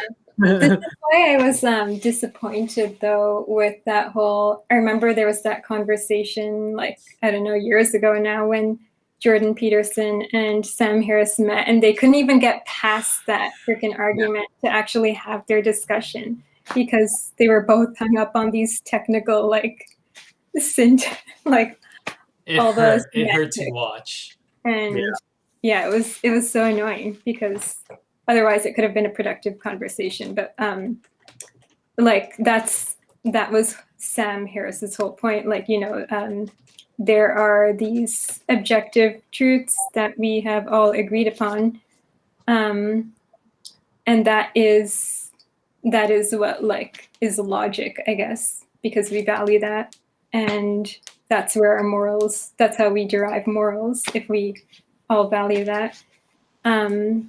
But Jordan Peterson, I guess, what was he saying? Something like, I think what Jordan explain all these other things that are going on and blah blah blah, and how do you take that into account then? And so and Jordan definition of truth was also very different. Jordan Peterson's definition, so they exactly. were both, they couldn't continue the conversation because they both had different definitions of what truth is. Exactly. So Jordan's strategy is to question this notion of truth that Sam is working with. So he's saying, okay, so I can't derive an ought from an is, and science is all about is, and science also thinks that it's all about truth. Right. So Jordan says, well, maybe we need a broader, more deeper notion of truth, one which can encompass oughts and ises and that, and an objective notion of it. But he's sitting there going, well, I can't, this notion of truth that's going to encompass morality, I can't derive oughts from ises, so I can't, you know, use facts to get at this truth. So I'm going to instead think of truth as what works. And then I'm going to look at the stuff. Well, what do I mean by what works? Well, how about the stuff that's been around for like billions and billions and billions of years? Like that works. Like if anything works, that works. So this is where he gets his that which is most permanent is most true. And it's like. Damn, that's exactly what he said. I remember that.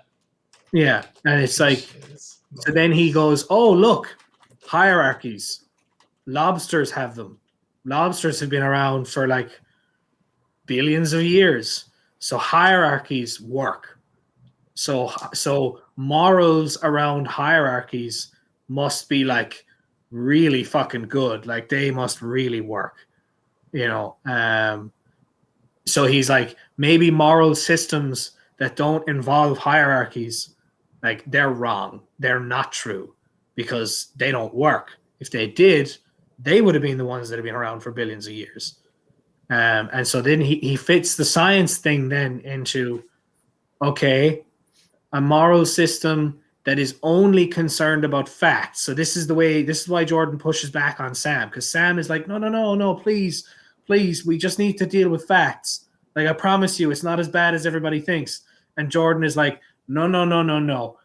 Worldviews that only deal in facts can lead us to like the Cold War, where facts got us the nuclear bombs and we were literally seconds away from annihilating ourselves. So fucking facts only doesn't work, man. Like that, like we're all gonna die if we do that. And so he's just like, okay, let's not do that then. So that's his, as I understand it, that's his pushback on Sam. He's like, Yeah. That's he's the like way I see it. moral systems that have only facts, that only concern themselves with facts and try to derive all their morals from facts. Like they're not the ones that have been around for billions of years. And then he's like, well, what ones have? And it's like, oh, religions. Religions have been around ages, right, guys? So I'm writing this down. Wait, sorry, I had to miss the last 2 minutes. Who said this about religion? Like religions have been around, so that's what we have to derive back from. So like I was saying that Jordan's idea is basically his strategy is to question the scientific notion of truth, Right. And of course science only deals in facts, so that notion of truth is all about like kind of factual truth and stuff. Right. And Gordon is like, well, that's no good. We need morals. Like without morals, we can't act in the world. So right. But he takes the ought is thing like super seriously. Doesn't buy what Sam is doing at all, and so he's like, okay, then. So I can't ground my oughts in is's. So what can I ground them in? So he's like, okay, well, maybe what I need to do is I need to redefine how we establish what is. So I'm going to redefine how we establish what is by saying, well, when we say that something is the case, we can only evaluate the truth of that based on how well does that work. Right? So if I say that it is the case that there's a certain amount of energy in an atom, right? That is only true insofar as that way of viewing the world works. And so like having the ability to quantify something.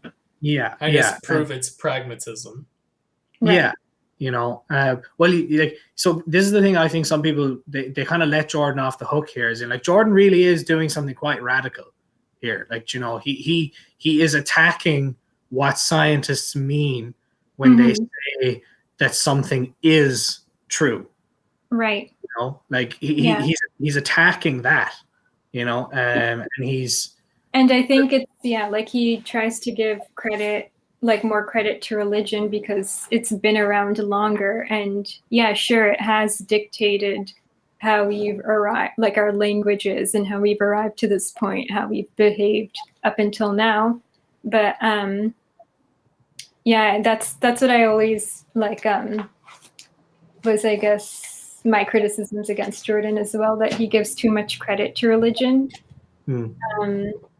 Because I mean, if you're giving too much credit to religion, then you have to like give credit to like literally everything that existed back then.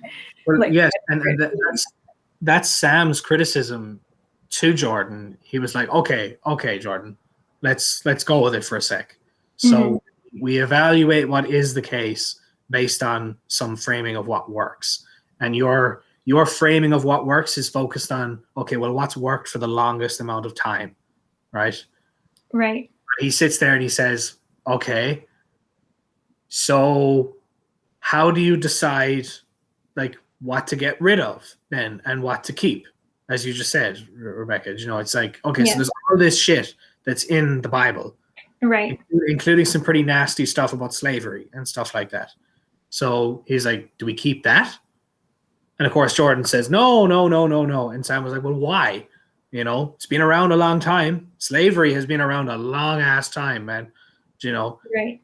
and so then this is, as far as I can tell, this is where Jordan brings in archetypes. You know, he's like, well, the stuff we need to keep is the stuff which is archetypally, you know, fucking, I don't know, true or important or whatever it is, you know.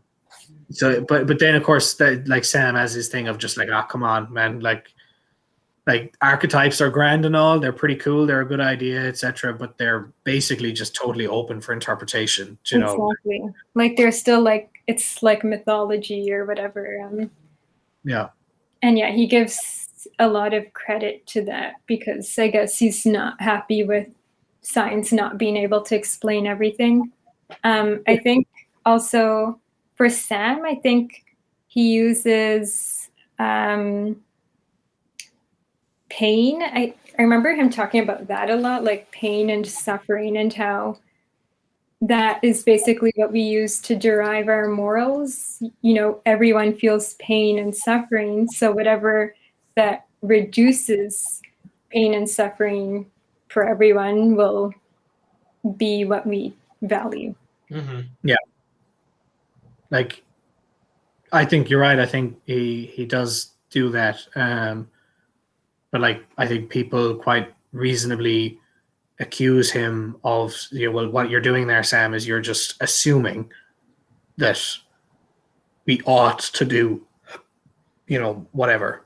Like, Sam is still trying to play this game of grounding the morality, and you know, and people are saying it's like, okay, fine, like you can play this game, like it's the game that most philosophers play when it comes to morality. Like, they try and find something to ground it in, and he's like, and they're like, you can play this game or you cannot play this game, but if you do play it, you can't ground it in an assumption, right? you know, like you can't, like, that's not allowed. Like, or if you do want to do that, you have to say it. You have to admit it, that it's an assumption. It's something you don't fucking know, you know. So like, I think that's the way. And of course, Sam says like, no, please, no. It's like, it's that's not what I mean. And you're like, yes, it is, you know. Yeah. I have to go in a couple of minutes, guys. Same. Oh, Danny, but this was a cool chat, even though I caught only pieces. But yeah, it was great. No, for yeah, sure. I don't have to go like right now, but I gotta go in maybe like 2 minutes. I'm gonna go like in a few minutes as well. Cool. And Danny, because I'm writing this down, because like, I like the way you phrased it. Maybe I guess the way Sam phrased it. You can't derive a not from an is.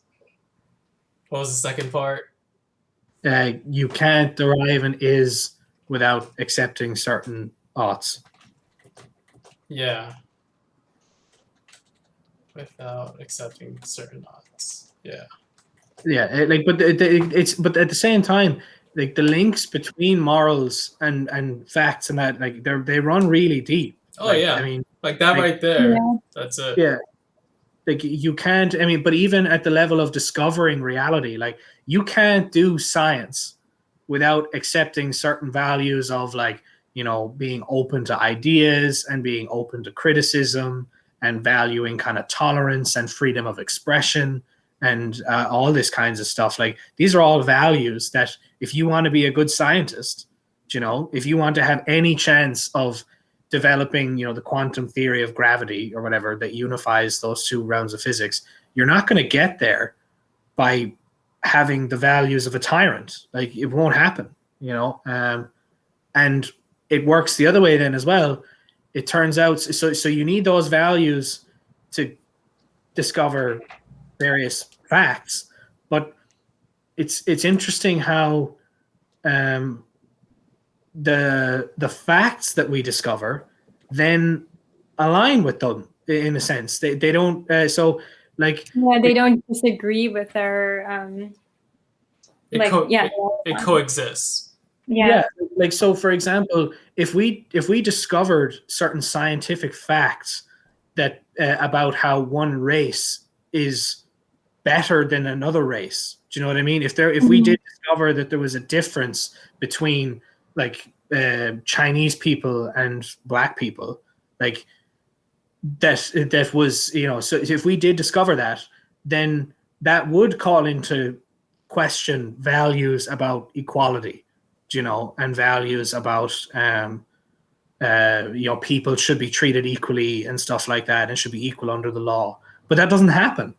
In fact, quite the opposite. The more we learn about people and different races and that, the more we realize that most of it is completely fucking irrelevant. Like we're basically the same, like as in when John Locke and all of these original thinkers and that were coming up with these moral systems, the kind of Enlightenment values, they had no notion of the fact that Frank and I, even though we're different like ethnicities of some kind, like we're like 99% identical DNA. Like that's a really remarkable thing that people in the Enlightenment like 400 years ago came up with this value about equality, and then 400 years later our much more advanced scientific understanding seems to agree.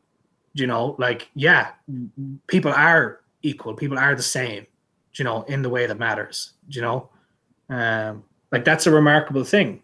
It points to an incredible like link between these things. It's Yeah,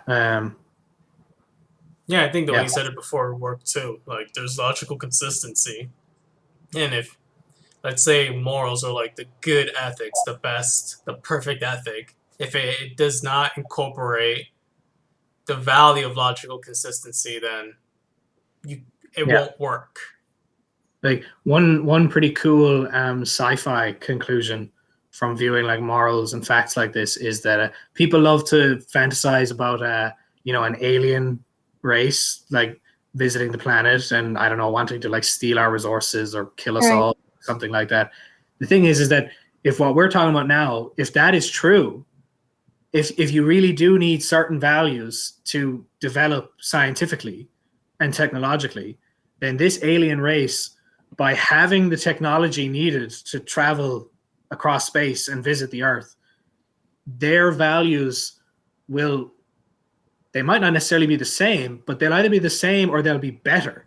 Yeah. So them visiting us will be like us discovering some Wait. Can you?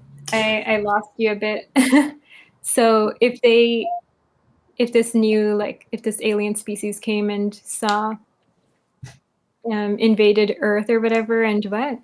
Well, not invaded, but let's say they showed up, right? Yeah. People love to fantasize that if they did show up, then we'd have to be scared, like that they're here to make war on us or to steal our water or something, And I'm saying that if what we were saying a few minutes ago about how, imagine that scientist that wants to discover, the next big theory, like he has to have certain moral values if he wants to be a good scientist, values about tolerance, etc., and openness to criticism. So the very fact that this alien species has developed the technology, developed the science to travel across the galaxy means that they will also have had to adopt values like openness to criticism, openness to other people's opinions. So saying, basically, what allows you to progress as a scientist is being more open when it comes to like going towards science and stuff, or like discoveries. Yeah, like, I would say more like just or like value logic. For a society to progress, I think, I don't want to say it's a linear relationship.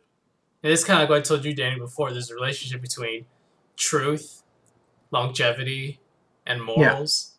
Yeah. So the more a society is progressed, in order to get to a certain level of progress, generally speaking, the society has had to progress in its values as well in order to obtain this amount of functionality. Exactly. Yeah. And it's like, so the strange thing is that it's highly possible that if an alien race did show up tomorrow, that what they'd actually be here for is to fucking save us, to help us, to take us on with them. You know, like it would be like the US.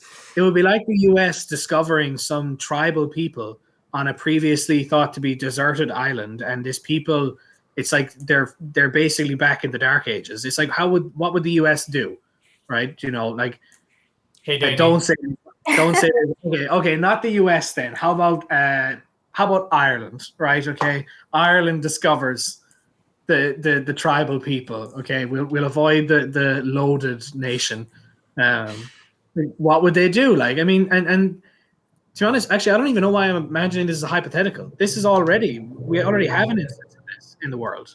So would you say this then? That our because we are talking earlier about how like logic is consistent with what do you call it, our morality, or Yeah, what we were saying, then, and that whole morality is basically grounded in what it's basically what Sam Harris is saying, like reducing suffering and like that whole evolutionary theory, like prolonging or like continuing evolution and survival.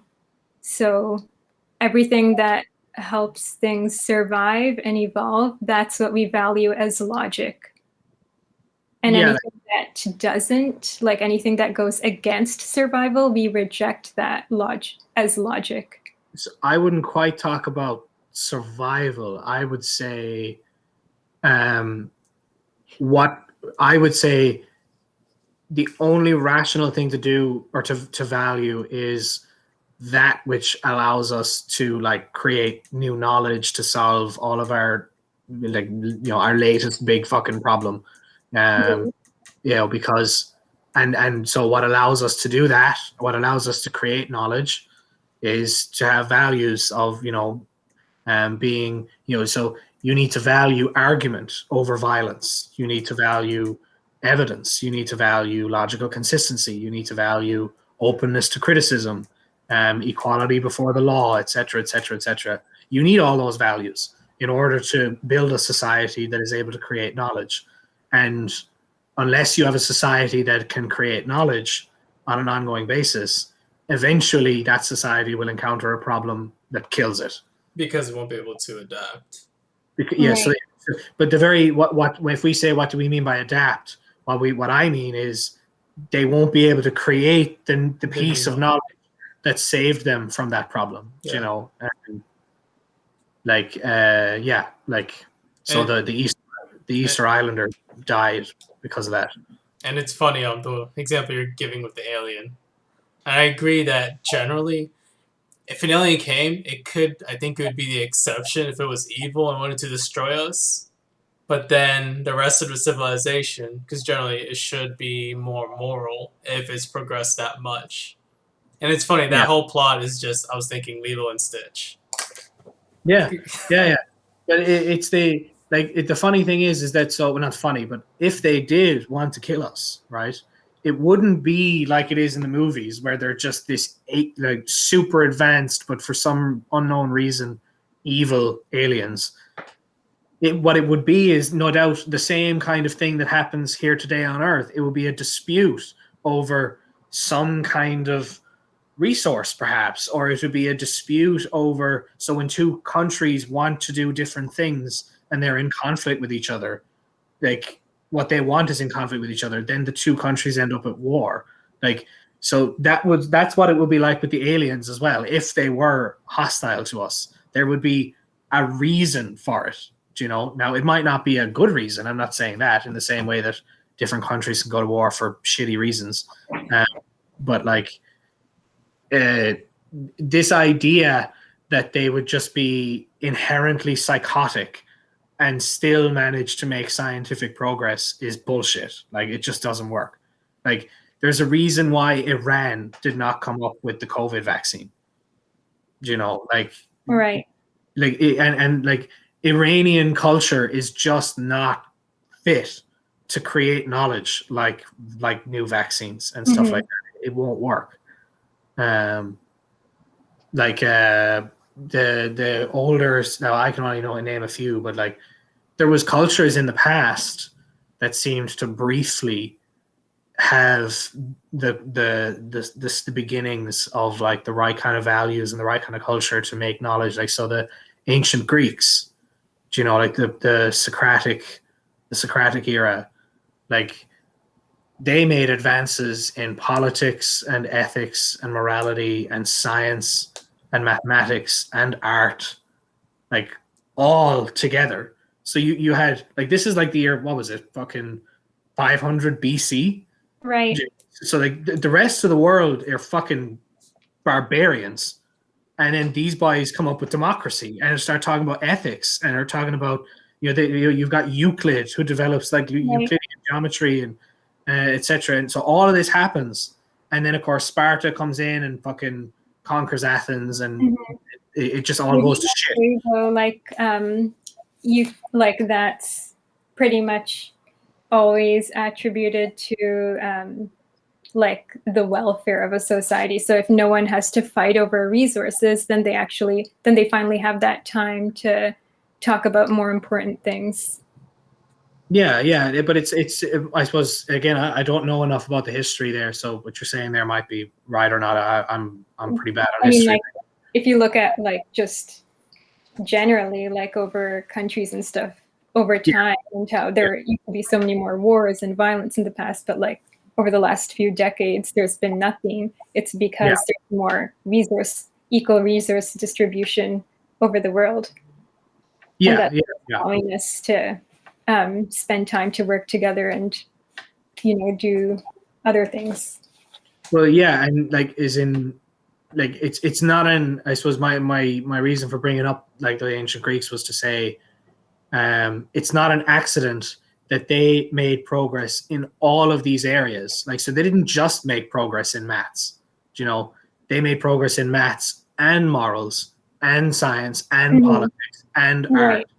And the reason for that is because it's all connected, and there's the reason why when they lost that culture, when they got conquered, all of that stopped.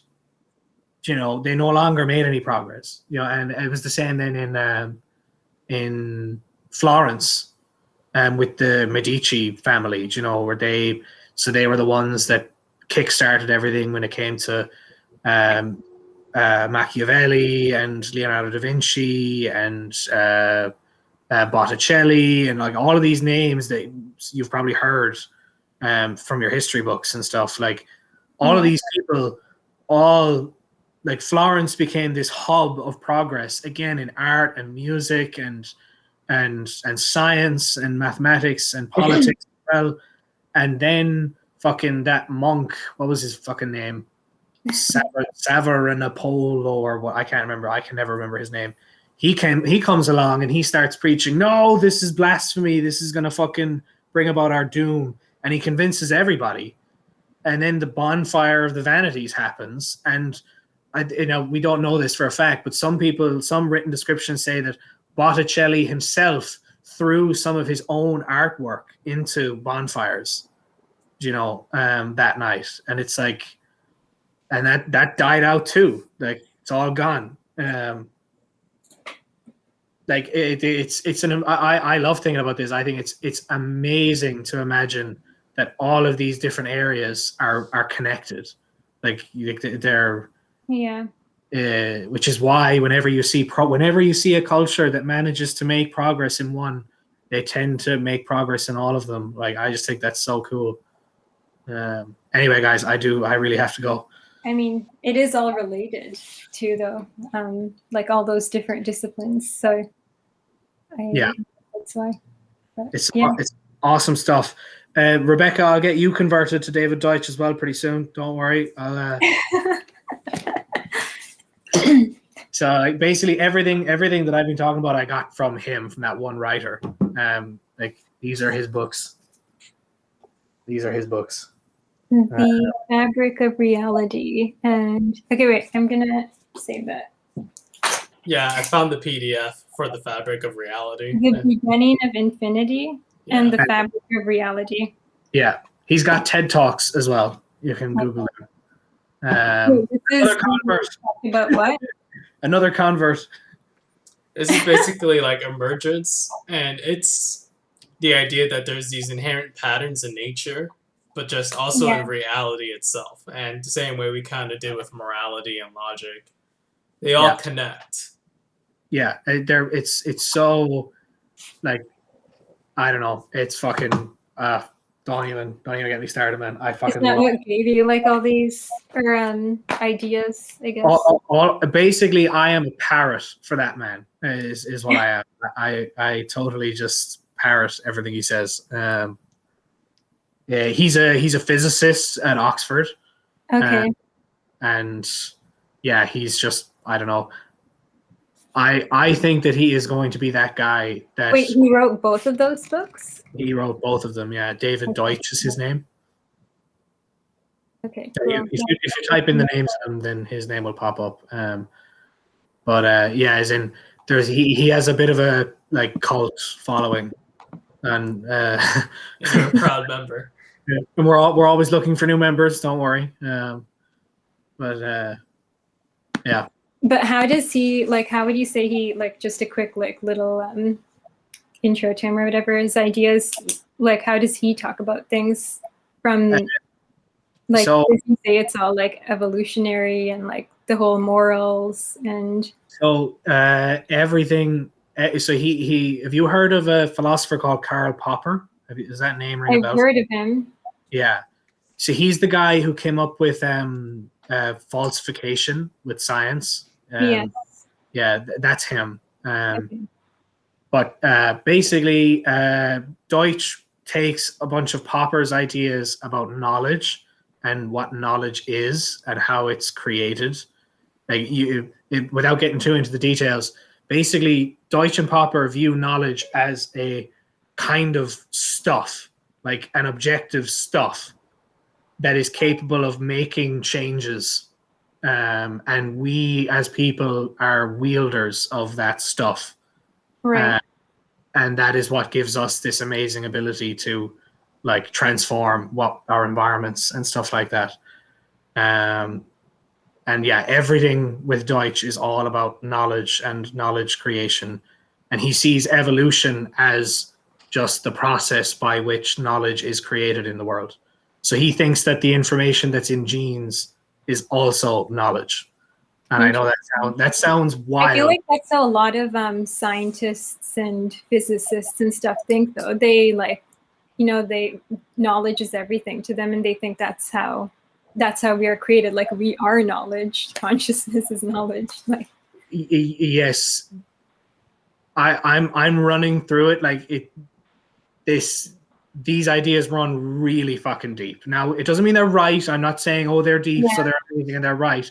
But what, like, Deutsch is not like Sam or Jordan, where you are going to get like a rundown of various things that they're interested in. With Deutsch, you will get a worldview. Like, he will, like, so this Fabric of Reality book. yeah.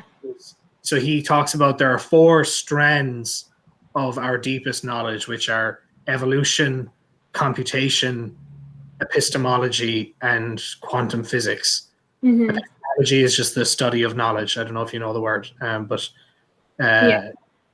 he basically says these 4 strands connect with each other and make sense of each other and say things about the other ones. And yeah, he's basically the only physicist he's the only person I've ever come across that makes a genuine attempt to say, not only is a theory of everything possible, we actually have a pretty good shot of it already. You're right. Which is a pretty bold claim. Yeah. But, yeah. That's Anyway. really, I mean, that's kind of how I always thought of everything too. Like, when I was always trying to like trace back evolution and like, well, how do things move in general? Like, the first particle, like what gave energy to that, and like, yeah, and then like to where we are right now in life. And it just made more sense, like most sense, I guess, for it to be all like logic related. Yeah. knowledge. Yeah. Look, I to be honest, I'm not gonna do them justice. I will look into it. All right. Look, I will talk to you guys next week. But for now, I'm Yes. gonna grab something to eat. You guys. Nice talking to you.